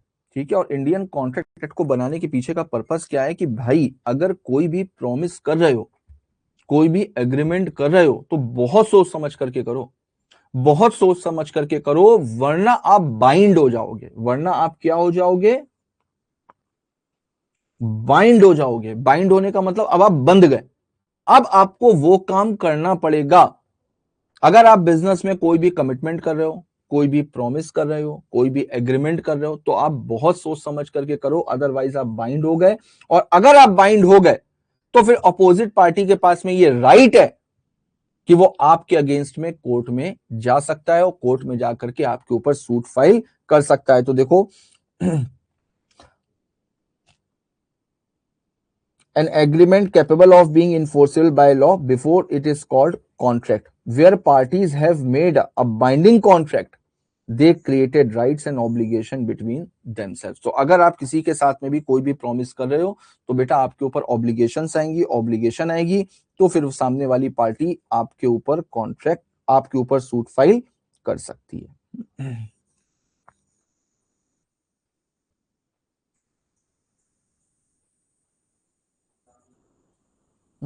अब देखो, अब यहां पर एक चीज और समझने वाली है। अब हम लोगों ने समझ लिया कि कॉन्ट्रैक्ट कैसे बनता है, ठीक है। अब जब आप किसी भी कॉन्ट्रैक्ट में एंटर करते हो ना, किसी भी वैलिड कॉन्ट्रैक्ट में अगर एंटर करते हो, किसी भी वैलिड कॉन्ट्रैक्ट में अगर एंटर करते हो तो आपके पास में दो चीजें आती हैं। आपके पास में दो चीजें आती हैं, एक आते हैं राइट, राइट का मतलब अधिकार, और एक आती है ऑब्लिगेशन, एक आती है ऑब्लिगेशन। अब ये केवल ऑब्लिगेशन नहीं होती है बेटा, ये लीगल ऑब्लिगेशन होती है, ये लीगल ऑब्लिगेशन होती है। ऑब्लिगेशन भी कई सारी तरीके की होती है, एक मॉरल ऑब्लिगेशन होती है, एक लीगल ऑब्लिगेशन होती है, एथिकल ऑब्लिगेशन होती है, लेकिन कॉन्ट्रैक्ट एक्ट में केवल और केवल लीगल ऑब्लिगेशन की बात करी गई है। अब ये होता क्या है, देखो, और ये जो राइट है और ये ऑब्लिगेशन है, ये दोनों पार्टीज के लिए होती हैं। लाइक कॉन्ट्रैक्ट हो रहा है तो दो पार्टीज तो होंगी ही होंगी, ठीक है। तो ये जो राइट और ऑब्लिगेशंस है ये दोनों पार्टीज के पास होती हैं। कैसे होती हैं देखो, अब ऊपरी वाले एग्जांपल को लेते हैं। अगर ए ने बी के साथ में कॉन्ट्रैक्ट किया फॉर कार 5 लाख रुपए का, ठीक है, ए ने बी के साथ में कॉन्ट्रैक्ट किया फॉर कार 5 लाख रुपए में। अब देखो, ए के पास में भी राइट होगा और ऑब्लिगेशन भी होगी, बी के पास में भी राइट होगा और ऑब्लिगेशन भी होगी। क्या राइट है, अब देखो, ए ने बी को कार बेचने का कॉन्ट्रैक्ट किया है, तो ए के पास में राइट क्या है कि वो बी से 5 लाख रुपए ले सकता है। कल को अगर मिस्टर बी ने कार ले ली और पैसा नहीं दिया, तो क्या ए बी के अगेंस्ट में कोर्ट में जा सकते हैं? क्या कोर्ट में जाकर के इनसे 5 लाख रुपए रिकवर कर सकते हैं? आंसर इज यस, बिल्कुल रिकवर कर सकते हैं। तो ये अधिकार मिल रहा है। ऑब्लिगेशन क्या है? ऑब्लिगेशन है कार देना, ऑब्लिगेशन क्या है? कार देना। कल को ए अगर जो है वो 5 लाख रुपए ले ले और कार ना दे, तो क्या बी ए के अगेंस्ट में कोर्ट में जा सकता है? बिल्कुल जा सकता है। तो यानी कि ए के ऊपर ये लीगल ऑब्लिगेशन हो रही है कि नहीं हो रही है? ठीक। दूसरा, अब बी के लिए देखते हैं, बी के पास में क्या राइट है? बी के पास में राइट है कार को लेने का, और ऑब्लिगेशन क्या है? 5 लाख रुपए देने की। तो अब समझना मेन बात, किसी भी कॉन्ट्रैक्ट में दो पार्टीज होती हैं बेटा, दोनों के पास में राइट्स भी होते हैं, ऑब्लिगेशंस भी होती हैं, और जो एक पार्टी का राइट होता है वही दूसरे पार्टी की ऑब्लिगेशन होती है। जो एक पार्टी का अधिकार है वही दूसरे पार्टी की ऑब्लिगेशन होगी। जैसे देखो, इसका राइट यहां पर क्या है? 5 लाख रुपए है। इसकी ऑब्लिगेशन क्या है? 5 लाख रुपए। इसकी ऑब्लिगेशन क्या है? कार को देने की। इसके पास में राइट क्या है? कार को लेने का। तो जो एक पार्टी का राइट होगा वो दूसरे की ऑब्लिगेशन होगी, जो दूसरे का राइट होगा वो पहले वाले की ऑब्लिगेशन होगी। तो राइट और ऑब्लिगेशंस तो दोनों पार्टीज के पास में होते हैं, लेकिन जैसा कि मैंने आपको बताया, केवल ऑब्लिगेशन से काम नहीं चलता है बेटा, लीगल ऑब्लिगेशन होनी चाहिए। और लीगल ऑब्लिगेशन होती क्या है? सॉरी, लीगल ऑब्लिगेशन होती क्या है? यानी ऐसी ऑब्लिगेशन जिसके लिए हम कोर्ट में जा सकते हो, और इसी को ही बोला जाता है इन्फोर्सिबिलिटी बाय लॉ। तो यानी किसी भी वैलिड कॉन्ट्रैक्ट के लिए, मैंने बताया किसी भी वैलिड कॉन्ट्रैक्ट के लिए इसका होना जरूरी है। और जब ये सब कुछ होगा तभी तो वो इन्फोर्सिबिलिटी बाय लॉ कहलाएगा, तभी तो वो कोर्ट में जा सकते हैं। अब देखो, जैसे सपोज करो कि एक मिस्टर ए थे, ठीक है, इनका बर्थडे होता है ऑन 1 जनवरी, ठीक है, 1 जनवरी मान लीजिए 2026 को इनका बर्थडे था, ठीक। इनके दोस्त थे बी, सी और डी। इन्होंने अपने दोस्तों को बोला कि यार 1 तारीख को मेरा बर्थडे है और मैं चाह रहा हूं कि मैं इस बार अपना बर्थडे जो है बहुत शानदार तरीके से सेलिब्रेट करूं और तुम तीनों लोगों को बुलाऊं, तो तुम ये बताओ कि क्या तुम तीनों लोग आओगे। अब भाई फ्री की पार्टी अगर मिल रही है तो कौन मना करेगा। तो इन्होंने पूछा कि भाई कार्यक्रम क्या है, तो इन्होंने बोला 5 स्टार होटल में चलेंगे, शानदार टेबल बुक कराएंगे, पूरा खाना पीना मेरी तरफ से, 50,000 रुपए तक का बिल अगर आएगा तो भी कोई दिक्कत नहीं है। बी, सी और डी ये तीनों खुश हो गए। इन तीनों ने बोला कि ठीक है, हम लोग 1 तारीख को लंच टाइम में पहुंच जाएंगे। अब 1 तारीख को मिस्टर ए ने 5 स्टार होटल में टेबल बुक करी, सब ऑर्डर वगैरह कर लिया, सारे अरेंजमेंट कर लिए, महंगी शैंपेन भी मंगा ली, सब कुछ कर लिया, 50, 60, 70 हजार रुपए इन्होंने लगा दिए और ये तीनों लोग नहीं आए। बी ने बोल दिया मुझे ऑफिस में काम आ गया था, सी ने बोला कि मैं आउट ऑफ स्टेशन हूं, डी ने बोला मैं थका हुआ हूं, कोई भी रीजन बता दिया और ये तीनों लोग नहीं है। अब आप ये बताओ कि क्या ए, बी, सी और डी के अगेंस्ट में सूट फाइल कर सकता है। सूट का मतलब होता है क्या केस फाइल कर सकता है। Answer is no. अब समझना इस पूरी कहानी की समरी, ठीक है, मैं सारी की सारी लीगल टर्म्स में बता रहा हूं। ठीक, देखो, ए ने बी, सी और डी को बोला कि भाई 1 तारीख को मैं 5 स्टार होटल में लंच रख रहा हूं, क्या तुम लोग आओगे। ये क्या हो गया बेटा, ऑफर हो गया। ये क्या हो गया, ऑफर हो गया। बी, सी और डी ने इनको बोला यस वी आर कमिंग, तो यस वी आर कमिंग इसका मतलब क्या हो गया, इन्होंने ऑफर को एक्सेप्ट कर लिया। अब इसका मतलब ये क्या बन गया बेटा,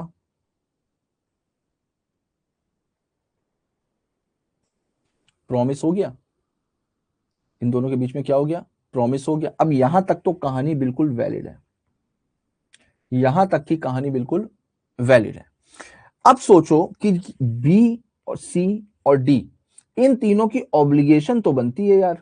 भाई अगर अपने दोस्त की बर्थडे पार्टी है और वहां पे जाने के लिए आपने हाँ बोल दिया है, तो यार इतना तो ऑब्लिगेशन बनती है कि भाई जाना चाहिए यार, वरना अगले आदमी का नुकसान हो जाएगा। लेकिन क्या ये ऑब्लिगेशन लीगल है, क्या ये ऑब्लिगेशन लीगल है, क्या इसमें कोई बिजनेस, कोई कॉमर्शियल पर्पस, कोई भी चीज इन्वॉल्व है, नहीं। इसको बेटा बोला जाता है सोशल, इसको बोला जाता है पर्सनल। ये सोशल और पर्सनल नेचर की ऑब्लिगेशन है और सोशल और पर्सनल नेचर की ऑब्लिगेशन की कोई भी जगह नहीं है, no place in Indian contract.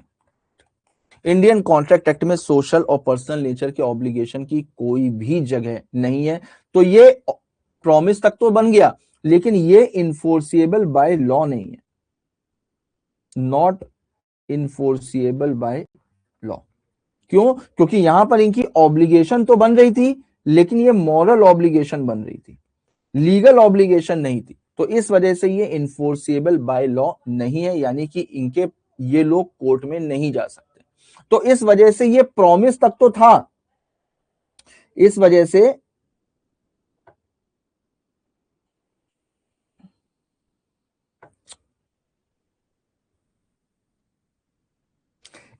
ये प्रॉमिस तक तो था, लेकिन ये कभी भी बेटा कॉन्ट्रैक्ट में कन्वर्ट नहीं हो पाया, ये कभी भी कॉन्ट्रैक्ट में कन्वर्ट नहीं हो पाया।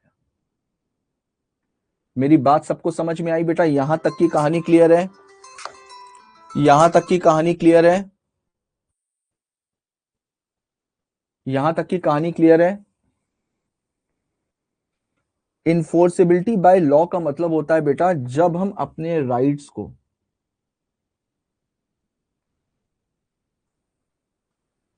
जब हम अपने अधिकारों को कोर्ट में इन्फोर्स करा सकते हैं, यानी कोर्ट में जाकर के हम केस फाइल कर सकते हैं, कोर्ट में जाकर के हम सूट फाइल कर सकते हैं, उसको बोला जाता है इन्फोर्सेबिलिटी बाय लॉ।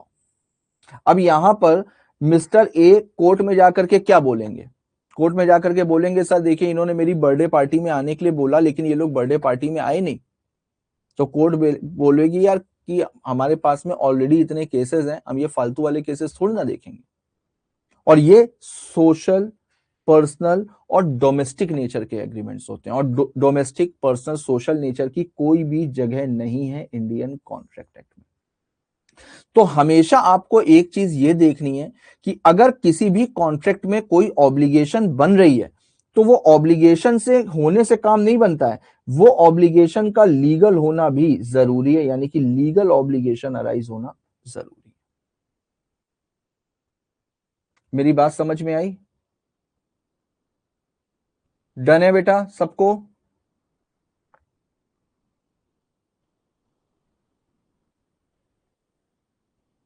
कौन से एक्ट में इन्फोर्स होगा? आप क्या पढ़ रहे हो, इंडियन कॉन्ट्रैक्ट एक्ट पढ़ रहे हो? तो इंडियन कॉन्ट्रैक्ट एक्ट में ही इन्फोर्स होगा, है ना? ये सब इंडियन कॉन्ट्रैक्ट एक्ट में ही तो इन्फोर्स होगा।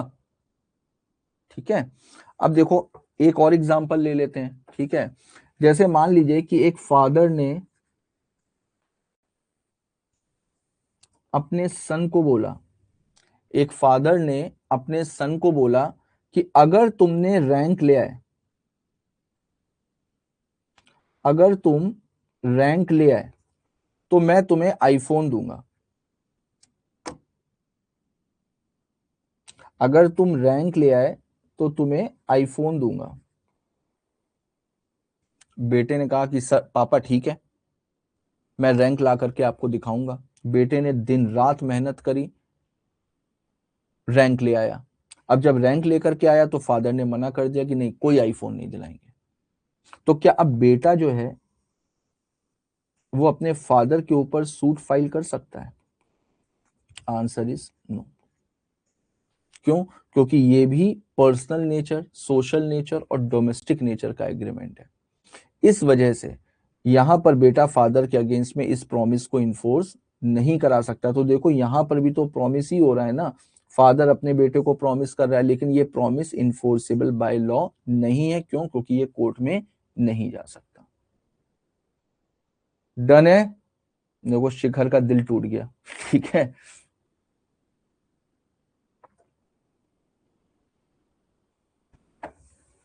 डन है बेटा? ठीक, अब देखो बहुत सारे बच्चे गलती क्या करते हैं, अब मेरी बात ध्यान से सुनना, अब जो मैं बताने वाला हूं ना वो बहुत ध्यान रखने वाली बात है। अलीना का मैसेज बेटा दोबारा कर दो यार, मैसेज ऊपर चले जाते हैं।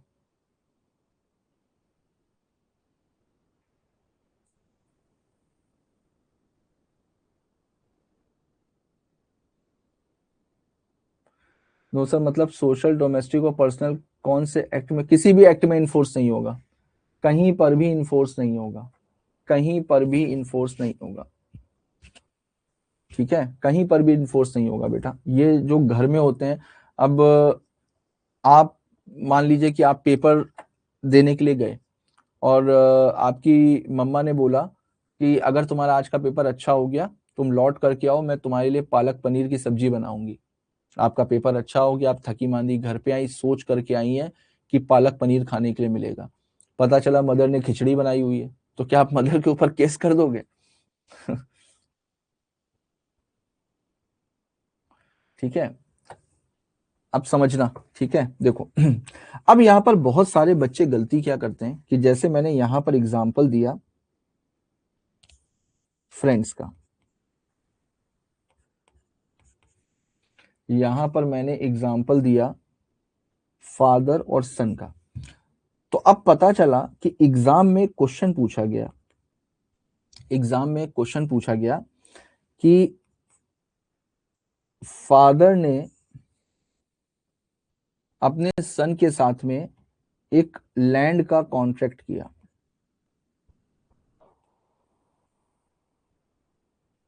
₹50 लाख में, ठीक है। और बेटे ने क्या किया,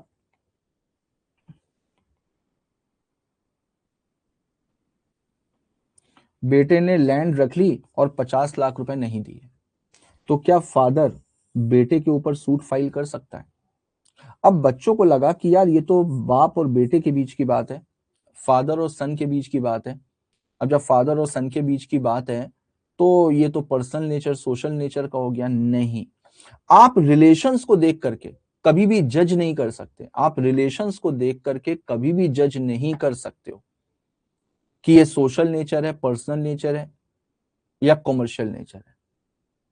आप कैसे जज करोगे रिलेशन को देख करके? नहीं। क्या बाप बेटे के बीच में कोई वैलिड कॉन्ट्रैक्ट नहीं हो सकता?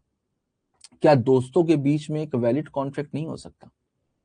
बिल्कुल हो सकता है, बिल्कुल हो सकता है। तो एग्जाम में कैसा भी क्वेश्चन आए, रिलेशंस को देख करके अपने आंसर को ड्राफ्ट मत करिएगा, क्योंकि उन रिलेशंस में भी एक वैलिड कॉन्ट्रैक्ट हो सकता है। अब देखो, जैसे यहां पर बेटा मेन जो बात आ जाती है ना, वो आ जाती है इंटेंशन की।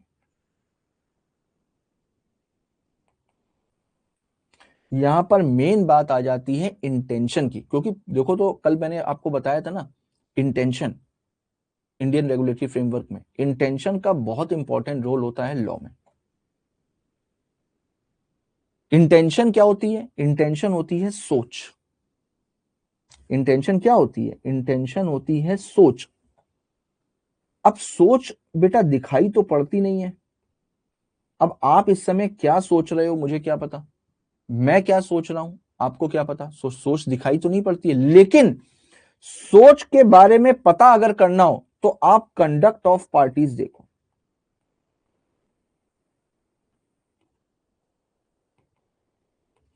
आप कंडक्ट ऑफ पार्टीज देखो कि पार्टीज जो कंडक्ट कर रही हैं, पार्टीज जो काम कर रही हैं, जो एक्ट कर रही हैं,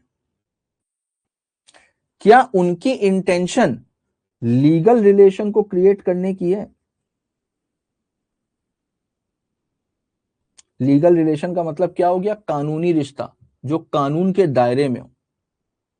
तो बेटा अगर लीगल रिलेशन को क्रिएट करने की इंटेंशन है तो आप ये मान करके चलो कि भाई तब तो हम कोर्ट में जा ही सकते हैं, तब तो ये इन्फोर्सिबिलिटी बाय लॉ होगा। अब लेकिन लीगल रिलेशन को क्रिएट करने की इंटेंशन है, ये पता कैसे चलेगा? तो ये कंडक्ट से पता चलेगा। अब कंडक्ट से कैसे पता चलेगा वो समझना। देखो, मैंने आपको बताया कि फादर और सन के बीच में एक कॉन्ट्रैक्ट हुआ लैंड को लेकर के ₹50 लाख में। फादर ने क्या किया कि सारी की सारी टर्म्स और कंडीशंस एक स्टैम्प पेपर पे बनवा ली। स्टैम्प पेपर पे सारी की सारी टर्म्स और कंडीशन है। अब आप सोचो कि क्या कोई भी फादर अपने बेटे को राइटिंग में स्टैम्प पेपर पे जमीन बेचता है क्या? फादर तो ऐसे ही कह देगा या तुम्हें पैसे की जरूरत है या तुम्हें जमीन की जरूरत है, जो जाओ ले जाओ। फादर के मरने के बाद तो वैसे भी पूरी प्रॉपर्टी बेटे के पास में जानी है। लेकिन यहां पर फादर क्या कर रहा है? स्टैम्प पेपर पर सारी टर्म्स और कंडीशन लेकर के बेटे से एडवांस पेमेंट लेकर के तब उसके साथ में कॉन्ट्रैक्ट में एंटर कर रहा है, तब बेटे को जमीन बेच रहा है। तो इसका मतलब यहां पर फादर के दिमाग में कहीं ना कहीं, जब आप स्टैम्प पेपर में राइटिंग में सब कुछ कर रहे हो, तो इसका मतलब आपकी सोच बता रही है, आपका कंडक्ट बता रहा है कि कहीं ना कहीं आपकी सोच है कि अगर बेटे ने पैसा नहीं दिया तो मैं इसके अगेंस्ट में कोर्ट में चला जाऊंगा। और अगर बेटा स्टैम्प पेपर वगैरह पे सब कुछ फादर से राइटिंग पे लिखवा रहा है, तो बेटे की भी ये सोच है कि अगर पापा ने पैसे ले लिए और जमीन नहीं दी तो मैं फादर के अगेंस्ट में सूट फाइल कर सकता हूं। मेरे पास में कुछ सबूत तो होना चाहिए। यानी यहां पर ये लोग ऐसा काम कर रहे हैं, ऐसा कंडक्ट कर रहे हैं जिसकी वजह से लग रहा है कि भाई यहां पर सीरियस मैटर है। यहां पर ये लोग लीगल रिलेशन को क्रिएट कर रहे हैं, एक कानूनी रिश्ते को क्रिएट कर रहे हैं। तो जब लीगल रिलेशन को क्रिएट करने की इंटेंशन होती है तो बेटा वहां पर इन्फोर्सेबिलिटी बाय लॉ होगा ही होगा। इन्फोर्सेबिलिटी बाय लॉ का मतलब यहां पर हम अपने अधिकारों को लेकर के कोर्ट में जा सकते हैं। मेरी बात समझ में आई? मेरी बात समझ में आई? डन है बेटा सबको? डन है?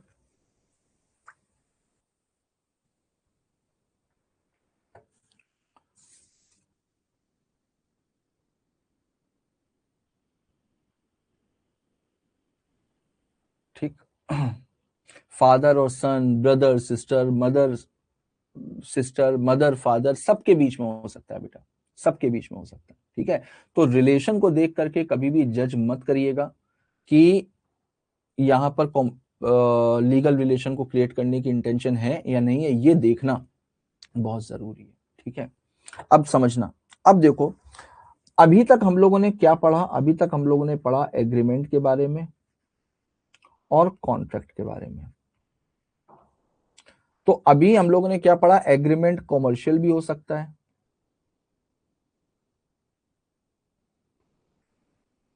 सोशल भी हो सकता है,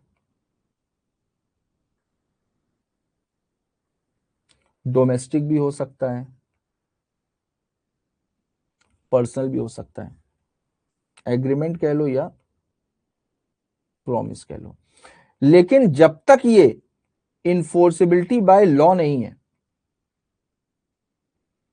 यानी कि लीगल रिलेशन को क्रिएट करने की इंटेंशन नहीं है, तब तक ये कॉन्ट्रैक्ट में कन्वर्ट नहीं हो पाएगा। यानी कॉन्ट्रैक्ट हमेशा क्या होगा? कॉन्ट्रैक्ट हमेशा कॉमर्शियल होगा। कॉन्ट्रैक्ट हमेशा क्या होगा? कॉन्ट्रैक्ट हमेशा कॉमर्शियल होगा, सोशल, डोमेस्टिक, पर्सनल नहीं होगा। ठीक, तो इसका मतलब क्या हुआ बेटा?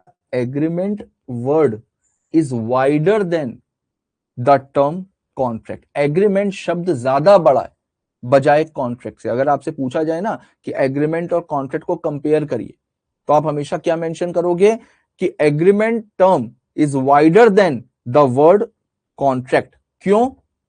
क्योंकि it includes commercial, social, domestic, personal nature, but contract only includes commercial contracts. मेरी बात समझ में आई?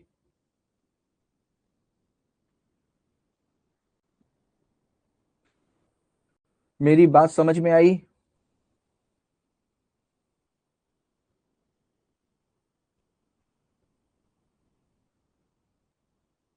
हाँ बिल्कुल कर सकते हैं, बिल्कुल कर सकते हैं अर्तिरा। ठीक है, ठीक। अब देखो, अब यहां पर बेटा अगर किसी भी कॉन्ट्रैक्ट में, अगर कोई भी कॉन्ट्रैक्ट वैलिड है या नहीं है, तो उसके लिए तो मैंने आपको बता दिया कि आपको केवल एक सिंपल सी चीज ये चेक करनी है कि contract plus enforceability by law. और इन्फोर्सिबिलिटी बाय लॉ का मैंने आपको मतलब भी बता दिया। लेकिन इसके अलावा कॉन्ट्रैक्ट है, एग्रीमेंट है, प्लस इन्फोर्सिबिलिटी बाय लॉ है, ये तो होना ही चाहिए। लेकिन इसके अलावा कुछ और भी एसेंशियल एलिमेंट्स हैं, और भी एसेंशियल एलिमेंट्स हैं फॉर अ वैलिड कॉन्ट्रैक्ट। कुछ कुछ चीजों का होना बहुत जरूरी होता है। इसको बेटा दो पार्ट में डिवाइड किया गया है। इसको दो पार्ट में डिवाइड किया गया है। सबसे पहले एज पर सेक्शन 10 और अदर्स, यानी कि अगर किसी भी कॉन्ट्रैक्ट में ये दोनों चीजें हैं, यानी कि जो सेक्शन 10 में दी गई हैं वो चीजें हैं, या जो अदर्स में दी गई हैं वो चीजें, तो फिर इसका मतलब क्या होगा? इसका मतलब ये कॉन्ट्रैक्ट वैलिड होगा। अब देखो, एज पर सेक्शन 10 कौन कौन सी हैं? सबसे पहले तो बेटा एग्रीमेंट होना चाहिए। ठीक है, सबसे पहले क्या होना चाहिए? एग्रीमेंट होना चाहिए। उसके बाद में फ्री कॉन्सेंट होनी चाहिए। उसके बाद में क्या होना चाहिए? फ्री। अभी एक एक शब्द का मतलब, अभी एक एक शब्द का मतलब मैं आपको बताऊंगा। ठीक है, ठीक है बेटा, देखो बात वो सही कह रहा है ईशान, ठीक है। शकील, थोड़ा सा सीरियस होकर के पढ़ाई करो, इररेलेवेंट मैसेजेस अवॉइड करो, क्योंकि होगा क्या कि जो जरूरी मैसेजेस होंगे वो फिर पीछे छूट जाएंगे, ठीक है। अभी केवल और केवल पढ़ाई पे फोकस करो, वरना फिर गड़बड़ हो जाएगी, ठीक है। तो बेटा एग्रीमेंट होना चाहिए, फ्री कॉन्सेंट होनी चाहिए। तीसरा, competent to contract,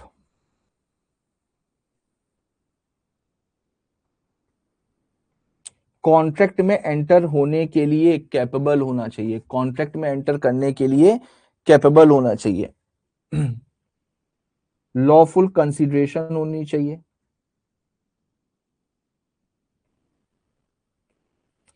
lawful object होना चाहिए,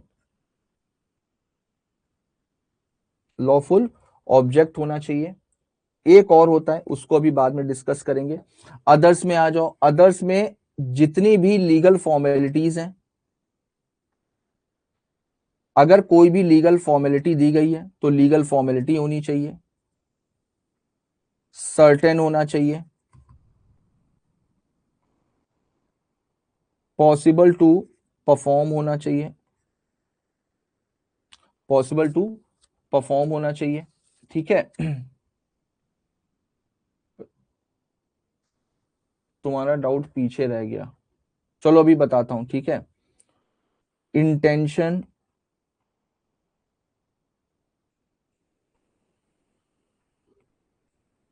टू क्रिएट लीगल रिलेशन होना चाहिए, ठीक है। तो ये हो गई अदर्स में और ये हो गए सेक्शन 10 में। तो अगर किसी भी कॉन्ट्रैक्ट में ये सारी चीजें हैं, हाँ एक और आती है इसमें, टू पार्टीज, दो पार्टीज होनी चाहिए, तो कॉमन सी बात है।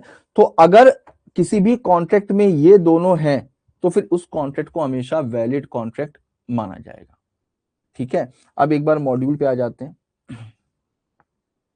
पहले तो एक बार ये देख लो बेटा कि क्या क्या चीजें आपको पढ़ करके आनी है, ठीक है। सारी चीजें मैंने आपको बताई हुई हैं, एग्जाम्पल एक बार आप लोग देख लेना अच्छे से, ठीक है।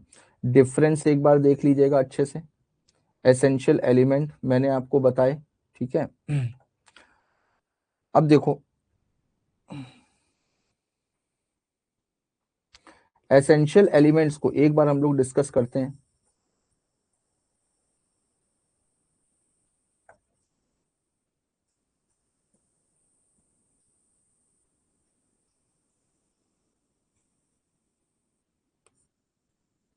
देखो, तो सबसे पहले तो बेटा जो हम लोगों ने जितने भी एलिमेंट्स पढ़े हैं यहाँ पर सब एक साथ दिए हुए हैं, ठीक है। लेकिन यहाँ पर उसको पार्ट में डिवाइड किया गया है, ये सेक्शन 10 के अकॉर्डिंग है और ये अदर्स में, यानी not given by section 10 but are also considered essential, ठीक है। तो अब देखो सबसे पहले क्या है, सबसे पहले टू पार्टीज, दो पार्टीज होनी चाहिए। एक अकेला बंदा कभी भी खुद से कॉन्ट्रैक्ट नहीं कर सकता, तो कभी भी कॉन्ट्रैक्ट होगा तो दो लोगों के बीच में होगा, ठीक है। अब देखो यहां पर एक केस लॉ दिया हुआ है, इसको एक बार हम लोग देख लेते हैं। देखो, when on dissolution of a partnership the assets of the firm were divided among the partner, the sale tax officer wanted to tax this transaction, it was held that it was not a sale. The partners being joint owner of those assets cannot be both buyer और seller. तो बेटा यहाँ पर कहने का मतलब क्या था, यहाँ पर कहने का मतलब है कि किसी भी कॉन्ट्रैक्ट में हमेशा दो पार्टीज होंगी, और अगर वो कॉन्ट्रैक्ट ऑफ सेल हो रहा है, यानी किसी को खरीदने और बेचने का कॉन्ट्रैक्ट हो रहा है, तो वहां पर दो पार्टीज होंगी, एक होगा सेलर और एक होगा बायर, ठीक। अब अगर मान लीजिए कि एक पार्टनरशिप फर्म है, कल को ये फर्म क्लोज हो रही है, बंद हो रही है, तो पार्टनरशिप फर्म की जो भी प्रॉपर्टी है वो किसको चली जाएगी, पार्टनर्स को चली जाएगी, ये पार्टनर्स को चली जाएगी। एक बार क्या हुआ कि एक टैक्स ऑफिसर था, एक टैक्स ऑफिसर था और पार्टनरशिप फर्म क्लोज हो रही थी। अब पार्टनरशिप फर्म क्लोज होने के बाद में प्रॉपर्टी जो है वो पार्टनर्स को जा रही थी, तो टैक्स ऑफिसर ने क्या किया कि इस प्रॉपर्टी पर टैक्स लगा दिया। इस प्रॉपर्टी पर टैक्स लगा दिया। इन्होंने बोला कि भाई पार्टनरशिप फर्म की प्रॉपर्टी अब आप लोगों को जा रही है, तो इस पे आपको टैक्स देना पड़ेगा। ये एक तरीके से पार्टनरशिप फर्म की प्रॉपर्टी आप खरीद रहे हो। तो पार्टनर्स ने बोला कि भाई फर्म तो हमारी थी, कोई फर्म और हम अलग अलग थोड़ी ना है, फर्म तो हमारी थी। अब जब फर्म बंद हो रही है, बिजनेस बंद हो रहा है, तो हम लोगों ने जो पैसा लगाया है बिजनेस में वही हम वापस तो ले रहे हैं, उस पर किस बात का टैक्स। जो प्रॉपर्टी हमने लगाई थी वो प्रॉपर्टी हम वापस ले रहे हैं, किस बात का टैक्स। तो यहां पर टैक्स ऑफिसर ने कोर्ट में केस कर दिया पार्टनर्स के ऊपर, जब पार्टनर्स ने पैसे नहीं दिए। तो यहां पर कोर्ट का भी डिसीजन आया। यहां पर कोर्ट ने क्या बोला कि बिल्कुल सही बात है कि जो फर्म है वो फर्म पार्टनर्स की तो है, तो यानी फर्म की जो प्रॉपर्टी हुई वो भी किसकी हुई, पार्टनर्स की हुई। अब कल को अगर फर्म बंद हो रही है तो इसकी प्रॉपर्टी पार्टनर्स के पास में ही तो जाएगी। और एक अकेला बंदा सेलर और बायर दोनों थोड़ी ना हो सकता है, सेलर और बायर तो हमेशा अलग अलग पार्टी होंगे। तो यानी कि यहां पर सेलर भी कौन बन रहा है, पार्टनर्स बन रहे हैं, बायर भी कौन बन रहा है, पार्टनर्स बन रहा है। कोई भी आदमी अपनी चीज को थोड़ी ना खरीदता है। इस वजह से यहां पर कोई भी टैक्स नहीं बनेगा, नो टैक्स। देखो एक बार फिर से पढ़ो, देखो state of Gujarat versus Raman Lal S N company. देखो, when on dissolution of partnership the assets of the firm were divided among the partner, the sale tax officer wanted to tax this transaction. It was held that का मतलब ये court का decision था। It was not a sale, the partners being joint owner of those assets can not be both buyer and seller. यहां तक की कहानी clear है बेटा, यहां तक की कहानी क्लियर है।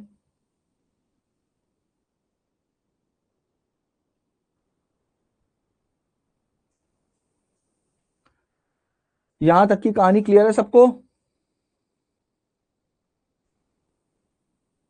है ना। ठीक, अब देखो अब यहां पर क्या बोल रहा है, parties must intend to create legal obligation. ये मैंने आपको बता दिया, पार्टीज की जो इंटेंशन है वो लीगल रिलेशन को क्रिएट करने की होनी चाहिए। हाँ बिल्कुल छवि, ये बिल्कुल बोल सकते हैं, पार्टनरशिप सेपरेट लीगल एंटिटी नहीं होती है, ठीक है। पार्टनरशिप फर्म पार्टनर्स की ही तो होती है, ठीक है। अब देखो, parties must intend to create legal obligation. तो पार्टीज की इंटेंशन क्या होनी चाहिए, लीगल रिलेशन को क्रिएट करने की होनी चाहिए। देखो यहां पर एक बाल्फर वर्सेस बाल्फर का केस दिया हुआ है, बाल्फर वर्सेस बाल्फर का केस दिया हुआ है, इंपॉर्टेंट केस है, ठीक है। इसको मैं एक बार एक्सप्लेन कर देता हूं। टॉपिक तो मैंने एक्सप्लेन कर दिया आपको, लीगल रिलेशन को क्रिएट करने की इंटेंशन होना। अब बाल्फर वर्सेस बाल्फर का केस देखते हैं। क्या, एक हस्बैंड था, वो आउट ऑफ कंट्री जा रहा था। एक हस्बैंड था, वो आउट ऑफ कंट्री जा रहा था, सिलोन जा रहा था। सिलोन आज के समय में अगर सिलोन को देखो तो श्रीलंका को बोला जाता है सिलोन, ठीक है। तो एक हस्बैंड था, वो आउट ऑफ कंट्री जा रहा था। वाइफ ने हस्बैंड को बोला कि यार तुम तो दूसरे देश चले जाओगे, वहां पर तुम पैसा भी कमाओगे, अपने खर्चे भी पूरे कर लोगे, मैं यहाँ पर क्या करूंगी, क्योंकि उस समय बैंकिंग सिस्टम वगैरह इतना इंटरनेट वगैरह तो था नहीं। तो हस्बैंड से बोला कि भाई मैं अपने खर्चों का क्या करूंगी, अपने जो नेसेसिटीज हैं उसको कैसे पूरा करूंगी। तो हस्बैंड ने बोला कोई दिक्कत वाली बात नहीं है, परेशान मत हो, मैं तुम्हें वहां से पैसे भिजवाता रहूंगा। वाइफ ने बोला ठीक है, अगर तुम पैसे भिजवाते रहोगे तो चले जाओ, कोई दिक्कत नहीं है। हस्बैंड जो है वो देश के बाहर चला गया, ठीक। हस्बैंड जो है वो देश के बाहर चला गया। कुछ समय के बाद में हस्बैंड ने वाइफ को पैसे भेजने बंद कर दिए। हस्बैंड ने वाइफ को पैसे भेजने बंद कर दिए। अब वाइफ का मूड खराब, वाइफ ने उठा करके हस्बैंड के ऊपर सूट फाइल कर दिया और बोला क्या, बोला हस्बैंड ने मेरे को प्रॉमिस किया था। किस बात का प्रॉमिस किया था, कि वो बाहर से मेरे को पैसे भेजेगा, लेकिन अब पैसे नहीं भेज रहा है, तो इसका मतलब उसने अपने प्रॉमिस को ब्रीच कर दिया है। ब्रीच का मतलब क्या होता है बेटा, ब्रीच का मतलब होता है तोड़ना, अपने प्रॉमिस को तोड़ना, इसको बोलते हैं ब्रीच। तो इसने अपने प्रॉमिस को ब्रीच किया, तो इस वजह से इसने अपने हस्बैंड के ऊपर केस किया। अब कोर्ट ने क्या बोला? कोर्ट ने बोला कि बेटा ये पर्सनल नेचर, डोमेस्टिक नेचर का एग्रीमेंट है। आप दोनों के बीच में जो कम्युनिकेशन हो रहा था वो एक हस्बैंड और एक वाइफ के बीच में कम्युनिकेशन हो रहा था। आप दोनों की इंटेंशन लीगल रिलेशन को क्रिएट करने की तो थी नहीं। लीगल रिलेशन को क्रिएट करने की इंटेंशन का मतलब क्या है? यहां पर कोर्ट ने बताया, जिस समय आप कॉन्ट्रैक्ट में एंटर कर रहे हो, at the time of enter into contract, जिस समय आप कॉन्ट्रैक्ट में एंटर कर रहे हो उस समय बेटा आपकी सोच होनी चाहिए। सोच का मतलब आपकी इंटेंशन होनी चाहिए। किस चीज की इंटेंशन होनी चाहिए? कि अगर तुमने प्रॉमिस को तोड़ा, अगर तुमने प्रॉमिस को तोड़ा तो मैं तुम्हें कोर्ट में ले जाऊंगा या तुम्हारे ऊपर सूट फाइल कर दूंगा। जिस समय आप कॉन्ट्रैक्ट में एंटर कर रहे हो उस समय आपकी सोच होनी चाहिए कि आपने अगर सामने वाले ने प्रॉमिस को तोड़ा तो मैं उसके ऊपर सूट फाइल कर दूंगा। तो यहां पर जब हस्बैंड और वाइफ के बीच का कम्युनिकेशन हो रहा था तो उस समय ना तो वाइफ के दिमाग में एक बार भी रहा होगा कि भाई मैं इसके ऊपर केस कर दूंगी या कुछ, क्योंकि अगर इसके दिमाग में ये रहा होता, वाइफ के दिमाग में, कि अगर इसने अपने प्रॉमिस को तोड़ा तो ये तुरंत हस्बैंड से कहती एक काम करो लिख करके दिखाओ हमको, लिख करके दो मेरे को। लेकिन उसने तो कुछ ऐसा किया ही नहीं। तो इसका मतलब दोनों के बीच का जो कम्युनिकेशन है बेटा, उससे सोच क्या बताती है कि दोनों के बीच में पर्सनल लेवल पे बातचीत चल रही है, ये कमर्शियल नेचर की बातचीत नहीं है। तो यही एक तरीका होता है बेटा, ऐसे ही हमको पता लगाना होता है कि ये एक वैलिड कॉन्ट्रैक्ट है या नहीं है। जिस समय पार्टीज कॉन्ट्रैक्ट में एंटर कर रही हैं उस समय उनकी सोच देख करके पता चलता है कि वो लीगल रिलेशन को क्रिएट करने की इंटेंशन है या नहीं है। मेरी बात समझ में आ गई? अबे, मेरी बात समझ में आ गई? अरे वीडियो अटक गया बेटा, आवाज तो आ रही है।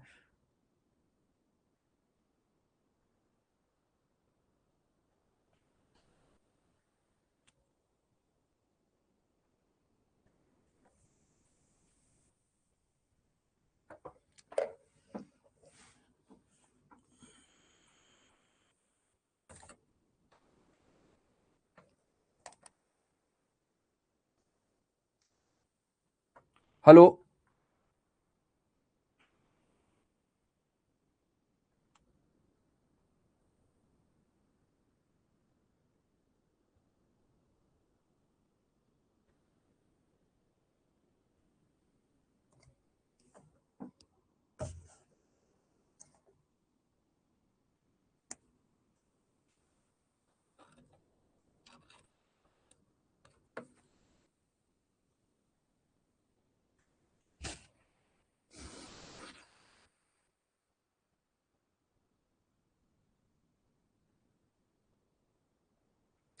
बेटा आवाज आ रही है?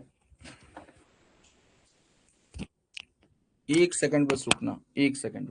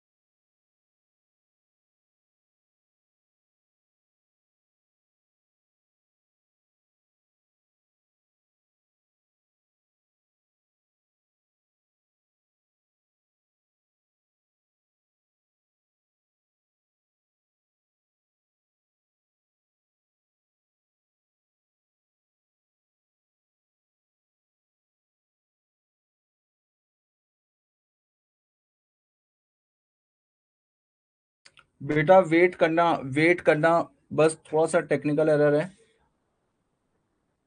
वेट करना बस।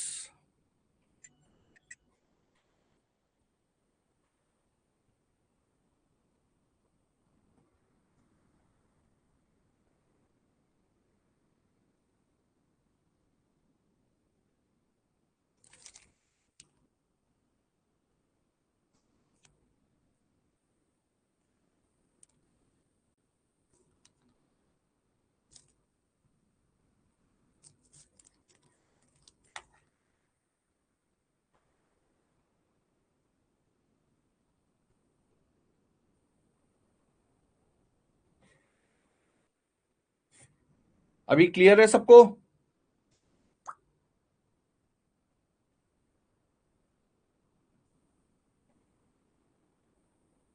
सही है ना? चलो डन है। ठीक है, तो बाल्फर वर्सेस बाल्फर का केस सबको क्लियर हुआ? बाल्फर वर्सेस बाल्फर का केस सबको क्लियर हुआ?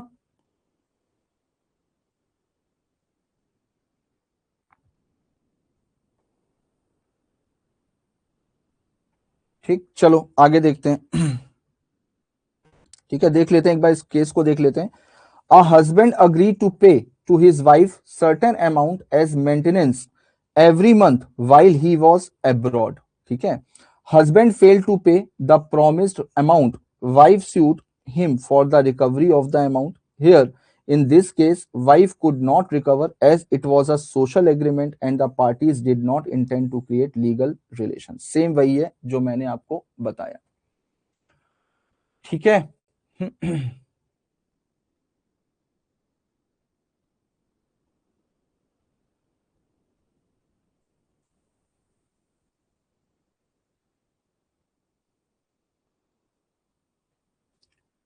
डन है? हाँ अमन, फिर से लिखो। बिल्कुल बेटा, लीगल रिलेशन, देखो लीगल का मतलब क्या होता है? कानूनी। तो मन में कहीं ना कहीं ये बात होनी चाहिए ना कि यार अगर इसने अपने प्रॉमिस को तोड़ा, जैसे मैंने स्टार्टिंग में कार का एग्जांपल बताया, तो ए बी के साथ में अग्री हुआ अपनी कार को बेचने के लिए 5 लाख रुपए में। ठीक है, तो दोनों के दिमाग में कहीं ना कहीं एक चीज रही होगी ना कि यार अगर इसने कार ले ली और मेरे पैसे नहीं दिए, तो यार मुझे पैसे लेने के लिए कोर्ट में जाना ही पड़ेगा। अगर इसने पैसे ले लिए, सॉरी कार ले ली और पैसा नहीं दिया, तब भी मैं कोर्ट में जा सकता हूं। तो कहीं ना कहीं दिमाग में बेटा एक चीज रहती है, कोर्ट में जाना।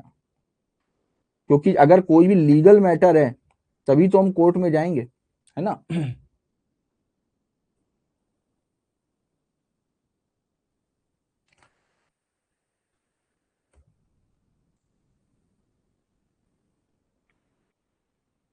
बेटा वो शकील, वो अगले, वो बात के चैप्टर में है, उसको अभी डिस्कस मत करो। दोनों अलग अलग पॉइंट्स हैं, दोनों अलग अलग पॉइंट्स हैं। ठीक है, दोनों अलग अलग पॉइंट्स हैं छवि।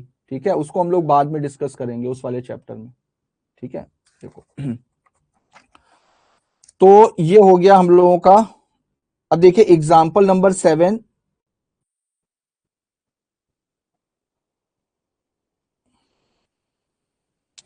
एग्जाम्पल नंबर 7, एग्जाम्पल नंबर 6, ये एक बार आप लोगों को खुद से पढ़ना है। ठीक है, ये एक बार आप लोग पढ़ लीजिएगा, ना समझ में आए तो फिर पूछिएगा।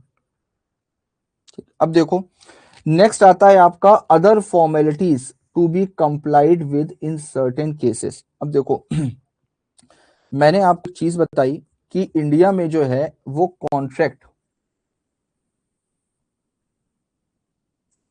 ओरल भी हो सकता है और राइटिंग में भी हो सकता है। कॉन्ट्रैक्ट ओरल भी हो सकता है, राइटिंग में भी हो सकता है। कोई भी बेटा फॉर्मेलिटी नहीं बताई गई है, कोई भी फॉर्म ऑफ कॉन्ट्रैक्ट नहीं है, कोई भी फॉर्मेलिटी नहीं बताई गई है कि इस तरीके का होना चाहिए, ये परफॉर्मा होना चाहिए, इस तरीके नहीं। लेकिन लेकिन अगर किसी भी एक्ट में, किसी भी एक्ट में अगर कोई भी फॉर्मेलिटी बताई गई है, अगर किसी भी एक्ट में कोई भी फॉर्मेलिटी बताई गई है, तो फिर वहां पर जो कॉन्ट्रैक्ट बनेगा वो एज पर डायरेक्शन बनेगा। एज पर डायरेक्शन का मतलब जो भी फॉर्मेलिटी बताई गई है उस फॉर्मेलिटी के अकॉर्डिंग होगा। जैसे फॉर एग्जांपल एक है transfer of property act,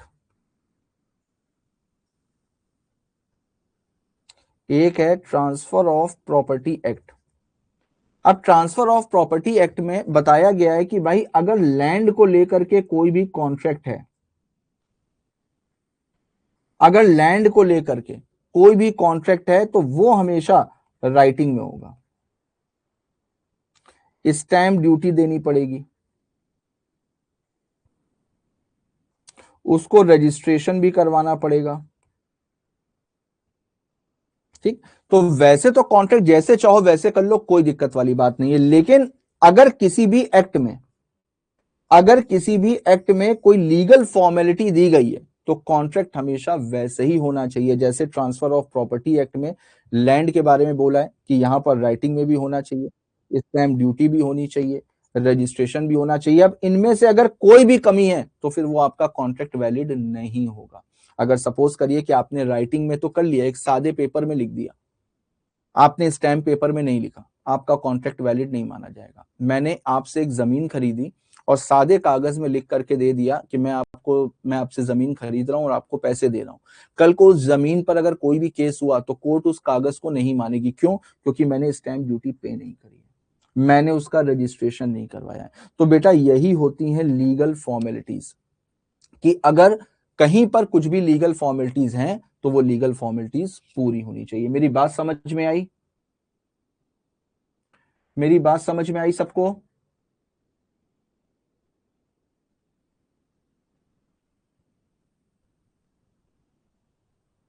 clear है बेटा? है ना? देखो,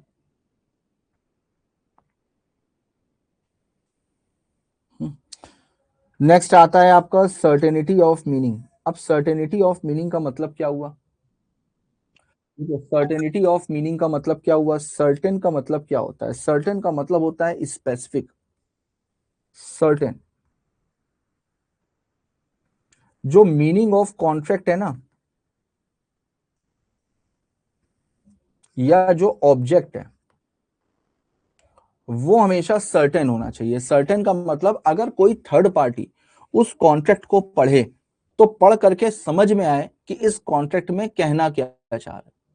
हर एक चीज, हर एक चीज बिल्कुल क्रिस्टल एंड क्लियर होनी चाहिए। कहीं पर 1% की भी डाउट की संभावना ना हो, डाउट की पॉसिबिलिटी ना हो। कई बार ऐसा होता है कि हम लोग अपनी नॉर्मल लाइफ में जो हम लोग कम्युनिकेशन करते हैं ना, तो हम लोगों को लगता है कि यार हम लोग सही कम्युनिकेशन कर रहे हैं, लेकिन अगर लीगल वे में आओगे तो वो कम्युनिकेशन सही नहीं होता। जैसे फॉर एग्जाम्पल मान लीजिए कि मिस्टर ए हैं, इनके पास में एक लैंड है, ठीक है। इन्होंने मिस्टर बी से बोला कि यार तुम मेरे लिए एक खूबसूरत सा घर बना दो, एक ब्यूटीफुल हाउस बना दो, शानदार सा घर मेरे लिए बना दो। मिस्टर बी ने बोला ठीक है, 1 करोड़ रुपए लगेगा, 1 करोड़ रुपए लगेगा, मैं घर बनवा दूंगा। मिस्टर ए ने बोला ठीक है, मैं 1 करोड़ रुपए में 50 लाख रुपए मैं तुम्हें एडवांस देता हूं, तुम यार मेरे लिए एक खूबसूरत सा घर बना दो, मेरा बचपन से सपना था एक खूबसूरत से घर में रहने का। मिस्टर बी ने बोला कोई दिक्कत नहीं है, मैं बनाता हूं। अब मिस्टर बी ने क्या किया कि एक अच्छा सा घर बना दिया, बना करके तैयार कर दिया। अब जब मिस्टर ए इनको फाइनल पेमेंट देने के लिए आए, घर में रहने के लिए आए, तो इन्होंने घर देखा। इन्होंने कहा कि यार मैंने तो तुमसे बोला था कि मेरे लिए एक ब्यूटीफुल सा हाउस बना दो, लेकिन तुमने ये क्या बेकार सा घर बना करके रख दिया है।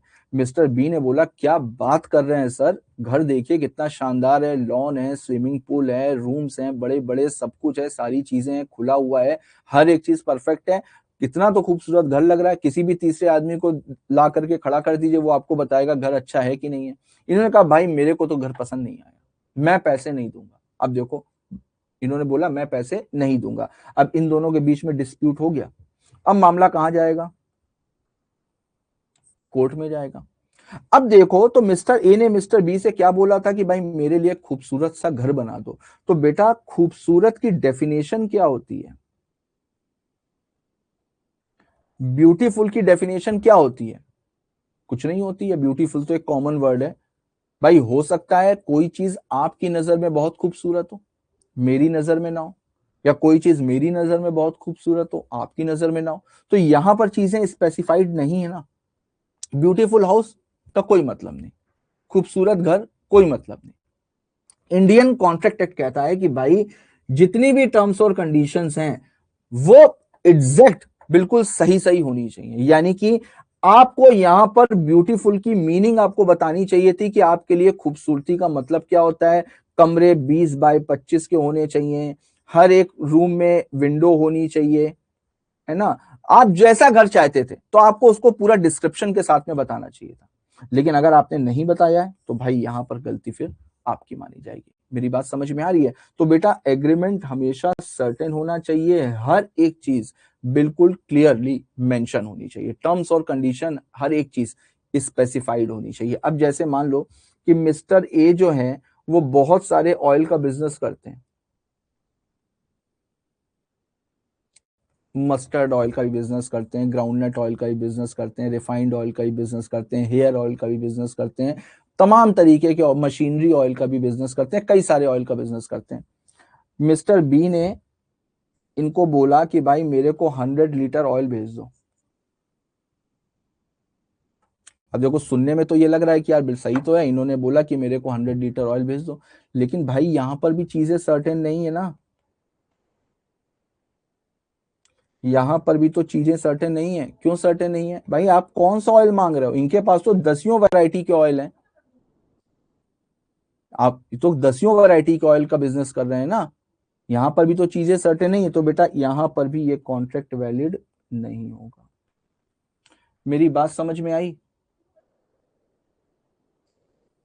मेरी बात समझ में आई?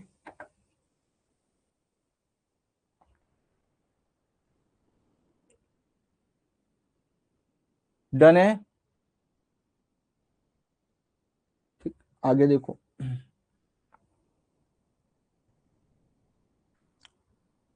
अब देखो नेक्स्ट आता है आपका पॉसिबिलिटी ऑफ परफॉर्मेंस। देखो प्रॉमिस तो यार हर चीज का हो सकता है, प्रॉमिस तो हर चीज का हो सकता है, फालतू की बातों का भी हो सकता है। लेकिन कम से कम यार अगर कोर्ट में चीजों को ले जाना है तो एटलीस्ट ऐसा प्रॉमिस तो होना चाहिए जिसको पूरा किया जा सके। अगर कोई भी प्रॉमिस ऐसा है जिसमें परफॉर्म कर पाना पॉसिबल ही नहीं है, तो फिर यार जब पॉसिबल ही नहीं है तो कोर्ट में जाकर के करेंगे क्या? कोर्ट तो आपको पहली हियरिंग में ही भगा देगा। अब जैसे मान लो कि एक आदमी है, उसका पैर खराब है, मैंने उसको बोला कि मैं तुम्हें प्रॉमिस करता हूं मैं तुम्हें 5 लाख रुपए दूंगा, तुम 15 मिनट में 10 किलोमीटर जाओ और 10 किलोमीटर वापस आ जाओ, मैं तुम्हें 5 लाख रुपए दूंगा। अब ये पॉसिबल है क्या? नहीं पॉसिबल है ना। मैं आपसे बोल रहा हूं कि इस समय आप सर्दियों का मौसम बुला दो, मैं तुम्हें 10 लाख रुपए दूंगा। मेरे लिए जादू से खजाना ढूंढ दो, मैं तुम्हें 10 लाख रुपए दूंगा। तो इस तरीके के प्रॉमिस इररिलेवेंट होते हैं। प्रॉमिस हमेशा ऐसा होना चाहिए जो पॉसिबल टू परफॉर्म हो, यानी कि जिसको पूरा किया जा सकता हो। इस तरीके के जो प्रॉमिस होते हैं जिसको पूरा करना पॉसिबल ही नहीं है, तो फिर बेटा वो कॉन्ट्रैक्ट कभी भी वैलिड कॉन्ट्रैक्ट नहीं होते हैं। ठीक। अब देखो ये तो हम लोग पढ़ रहे थे बेटा अदर्स वाले, ठीक है। अब नेक्स्ट आता है अकॉर्डिंग टू सेक्शन 10। अब आता है नेक्स्ट अकॉर्डिंग टू सेक्शन 10 कि सेक्शन 10 के अकॉर्डिंग कॉन्ट्रैक्ट में क्या क्या चीजें होनी चाहिए। देखो सबसे पहले फ्री कॉन्सेंट होना चाहिए, सॉरी सबसे पहले ऑफर एंड एक्सेप्टेंस होना चाहिए। भाई बगैर ऑफर एंड एक्सेप्टेंस के, बगैर एग्रीमेंट के तो कोई कॉन्ट्रैक्ट हो ही नहीं सकता, ये तो सबको पता है। नेक्स्ट देखो क्या होना चाहिए, फ्री कंसेंट होना चाहिए। फ्री कंसेंट का मतलब आप समझना क्या होता है।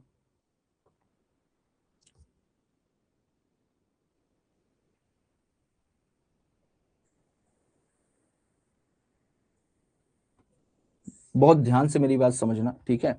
इसका पूरा का पूरा चैप्टर है, इसका पूरा का पूरा चैप्टर है फ्री कंसेंट का, उसमें हम लोग बहुत डिटेल में पढ़ेंगे, लेकिन बेसिक आप अभी क्लियर कर लोगे तो उस वाले चैप्टर में ज्यादा टाइम नहीं लगेगा। देखो फ्री कंसेंट का मतलब क्या होता है, यहां पर ये बोला गया है कि भाई ऑफर और एक्सेप्टेंस यही दोनों मिल करके तो एग्रीमेंट बनाते हैं। यानी किसी भी कॉन्ट्रैक्ट की जो बुनियाद होती है, किसी भी कॉन्ट्रैक्ट की जो नींव होती है, किसी भी कॉन्ट्रैक्ट का जो फाउंडेशन होता है, वो क्या होता है बेटा? एग्रीमेंट। और एग्रीमेंट के लिए क्या चाहिए? ऑफर चाहिए प्लस एक्सेप्टेंस चाहिए। एक्सेप्टेंस का मतलब क्या हो गया? कंसेंट चाहिए।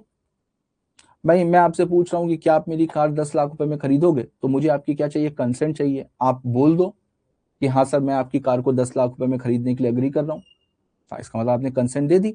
ठीक है, तो यहां पर इंडियन कॉन्ट्रैक्ट एक्ट क्या कह रहा है कि भाई जो आप कंसेंट ले रहे हो सामने वाले की, वो हमेशा फ्री होनी चाहिए। फ्री का मतलब आपने सामने वाले को डरा करके, धमका करके, अपनी पोजीशन का गलत फायदा उठा करके, झूठ बोल करके, इस तरीके से सामने वाले से कंसेंट ना लियो। जैसे मिस्टर ए मिस्टर बी के पास में गए और मिस्टर बी के पास में एक बड़ी सी लैंड थी। मिस्टर ए ने मिस्टर बी से बोला कि भाई ये जो लैंड है ये तुम मेरे को 25 लाख रुपए में बेच दो, ये लैंड तुम 25 लाख रुपए में मेरे को बेच दो। मिस्टर बी ने मना कर दिया। मिस्टर बी ने बोला दिमाग खराब हो रहा है क्या? मेरे जमीन की कीमत है 10 करोड़ रुपए। 10 करोड़ रुपए की जमीन को मैं 25 लाख रुपए में बेच दूं? क्यों बेच दूं, मैं तो नहीं बेच रहा। इन्होंने मना कर दिया। ठीक। अब मिस्टर ए ने अपनी जेब से निकाली गन और गन निकाल करके बी के ऊपर लगा दी और बी से बोला अब बताओ तुम जमीन 25 लाख में दोगे कि नहीं दोगे? अब Mister B has no option. Mister B के पास में कोई ऑप्शन नहीं है। अब मिस्टर बी ने सोचा यार मर जाएंगे तो हम जमीन का करेंगे क्या? तो भाई पागल आदमी कहीं गोली मार दे, इससे अच्छा जमीन दे दो इसको। तो अब देखो तो यहां पर मिस्टर बी अपनी कंसेंट दे तो रहे हैं, लेकिन क्यों दे रहे हैं? डर की वजह से दे रहे हैं। क्यों दे रहे हैं? डर की वजह से दे रहे हैं। तो यहां पर ये जो कंसेंट है बेटा ये फ्री नहीं है। और इंडियन कॉन्ट्रैक्ट एक्ट क्या कह रहा है कि भाई केवल कंसेंट से काम नहीं चलेगा, उस कंसेंट का फ्री होना भी जरूरी है। मेरी बात सबको समझ में आ रही है? ठीक है। हाँ बिल्कुल अमन बोल सकते हैं, लेकिन जैसा कि मैंने बोला लीगल वर्ड्स के साथ में छेड़खानी नहीं करनी चाहिए। लीगल वर्ड्स को लीगल वर्ड्स की तरह से ही याद रखो। ठीक है, ठीक है, लीगल वर्ड्स को लीगल वर्ड्स की तरह से ही याद करो। और एग्जाम में जब आदत पड़ेगी ना, जब लीगल वर्ड्स को याद रखोगे तभी एग्जाम में लिख भी पाओगे। बहुत ज्यादा उसको आसान करने की कोशिश ना करो। ठीक है। ईशान ये मैं बताऊंगा बेटा, इसके जो फ्री कंसेंट वाली यूनिट है ना उसमें मैं बताऊंगा कि कैसे प्रूफ किया जाता है। ठीक है, ये मैं आपको बताऊंगा। ठीक, देखो अब इसको पहले देखते हैं। तो देखो टोटल मिलाकर के कुछ चीजें होती हैं। जैसे एक होता है coercion, undue influence, fraud, misrepresentation, mistake.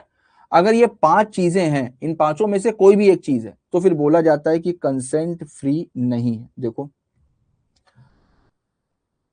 two or more person are said to consent when they agreed upon the same thing in the same sense। इसको याद रखना, same thing in the same sense, इसको बोलते हैं बेटा consensus ad idem. इसको क्या बोलते हैं? इसको बोलते हैं consensus ad idem. Consensus ad idem एक लैटिन टर्म है। ठीक है, कंसेंसस एट आइडम का मतलब क्या होता है? Same thing in same sense. जब दो लोग किसी एक ही चीज पर एक ही समय पर एक ही तरीके से अग्री करते हैं तो यह बोला जाता है कि भाई यहां पर फ्री कंसेंट है। अब यहां पर दो लोग एक समय पर एक ही तरीके से अग्री तो है नहीं, क्योंकि दूसरा वाला अग्री कर रहा है डरने की वजह से, है ना? तो यहां पर बोला गया है कि भाई कंसेंसस एट आइडम का होना जरूरी है। Further such consent must be free. ठीक है, अब देखो मैंने आपको बताया 5 चीजें होती हैं, अगर पांचों में से कुछ भी है तो फिर फ्री कंसेंट नहीं माना जाएगा। कोअर्जन, अनड्यू इन्फ्लुएंस, सबका मतलब मैं बताऊंगा अभी, बिल्कुल परेशान मत होना। ये नए नए शब्द आपको मिल रहे हैं, अगर आप पहली बार पढ़ रहे हो, हर एक शब्द को अभी आगे एक्सप्लेन किया गया है डिटेल में। ठीक है, कोअर्जन, कोअर्जन का मतलब होता है डराना, धमकाना, किसी को डराना, धमकाना, धमकी देना। ठीक है, ये होता है कोअर्जन। अनड्यू इन्फ्लुएंस, अपनी पोजीशन का गलत फायदा उठाना। फ्रॉड, सबको पता है। Miss representation, mistake. अगर इन पांचों में से कोई भी एक चीज है तो फिर ये बोला जाएगा कि कंसेंट फ्री नहीं है। मेरी बात समझ में आई? अब देखो नेक्स्ट है कैपेसिटी टू पार्टीज कंसीडरेशन। चलो अब 3 मिनट बचे हुए हैं, इसको यहीं तक ही रखते हैं, ठीक है। यहां तक बेटा एक बार सबको पढ़ करके आना है, फ्री कंसेंट तक। ये होमवर्क है आपका, ये होमवर्क है आपका, ठीक है। इतना आपको अच्छे से पढ़ करके आना है। साथ में IRF, IRF Indian regulatory framework, जो हम लोगों ने कल चैप्टर पढ़ा था, उसमें मॉड्यूल के क्वेश्चन से एक बार देख लीजिएगा। उसमें मॉड्यूल के जो क्वेश्चंस हैं वो एक बार देख लीजिएगा। साथ में आप डीसी ऐप पर जाओगे, सॉरी, आप डीसी ऐप पे जाओगे, डीसी ऐप पर मेरे नोट्स पड़े हुए हैं, डीसी ऐप पर मेरे नोट्स पड़े हुए हैं। उसमें दो चीजें आपको मिलेंगी, एक तो आपको नोट्स मिलेंगे, दूसरा आपको प्रैक्टिस क्वेश्चंस मिलेंगे विद आंसर। तो आज आपको क्या करना है बेटा, आईआरएफ के प्रैक्टिस क्वेश्चंस देखने हैं, ठीक है, उसको सॉल्व करना है। नहीं समझ में आ रहा है तो उसके जो आंसर्स दिए हुए हैं उसके आंसर से अपने आंसर को टैली करना है। अब आप समझो, देखो अपने पास में टाइम कम है, ठीक है, जितना पोर्शन हमने क्लास में पढ़ा है उतना पोर्शन हमारा पक्के से रेडी होना चाहिए। अगर हमने एक चैप्टर कंप्लीट कर लिया है, यानी कि चैप्टर नंबर 1 आईआरएफ हमारा कंप्लीट हो गया है, तो हम उसको अच्छे से पूरा रिवाइज करेंगे और रिवाइज करके उसके क्वेश्चन एंड आंसर्स को हम लोग करेंगे। और देखो आईआरएफ में केस स्टडी आता नहीं है, डायरेक्ट क्वेश्चन आता है, और डायरेक्ट क्वेश्चन तो आप कर ही लोगे, जो आपने याद किया है बस उसी को ही तो लिखना है। तो एक बार प्रैक्टिस क्वेश्चंस में जा करके आपको आईआरएफ के क्वेश्चन सॉल्व करने हैं, ठीक है। नहीं है ऐप में बेटा, डीसी ऐप पर जाओगे, डीसी ऐप पर आप जाना, डीसी ऐप पर आपको नोट्स मिल जाएंगे। निखिल बेटा सितंबर की क्लासेस ये नहीं है, ये मई की क्लासेस हैं। सितंबर की क्लासेस मंडे से स्टार्ट हो रही हैं, 6 अप्रैल से। सितंबर की क्लासेस बेटा, इसमें तो मैं जल्दी जल्दी पढ़ा रहा हूँ ना, क्योंकि ये क्रैश कोर्स है, 35 डेज का कोर्स है, इसमें जल्दी जल्दी खत्म करना पड़ रहा है। जब आप उसमें आओगे सितंबर वाले में 6 अप्रैल से, वहां पर थोड़ा सा आराम आराम से पढ़ाएंगे, ठीक है। अच्छा ठीक है, मैं बात कर लेता हूँ उज्जवल, वैसे तो मेरे ख्याल से अपलोड हो गए हैं, आप एक बार फिर से चेक करना, मेरे ख्याल से अपलोड हो गए।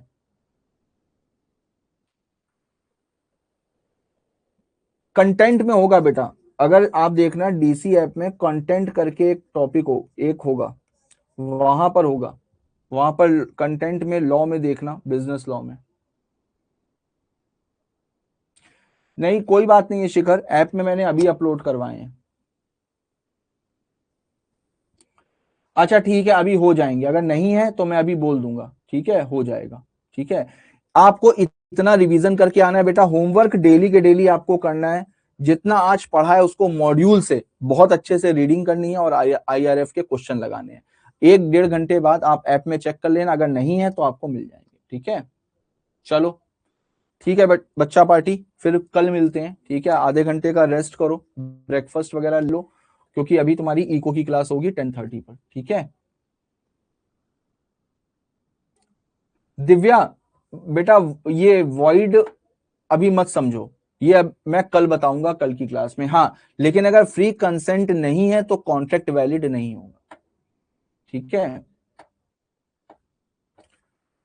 चलो ओके एवरीवन, बाय।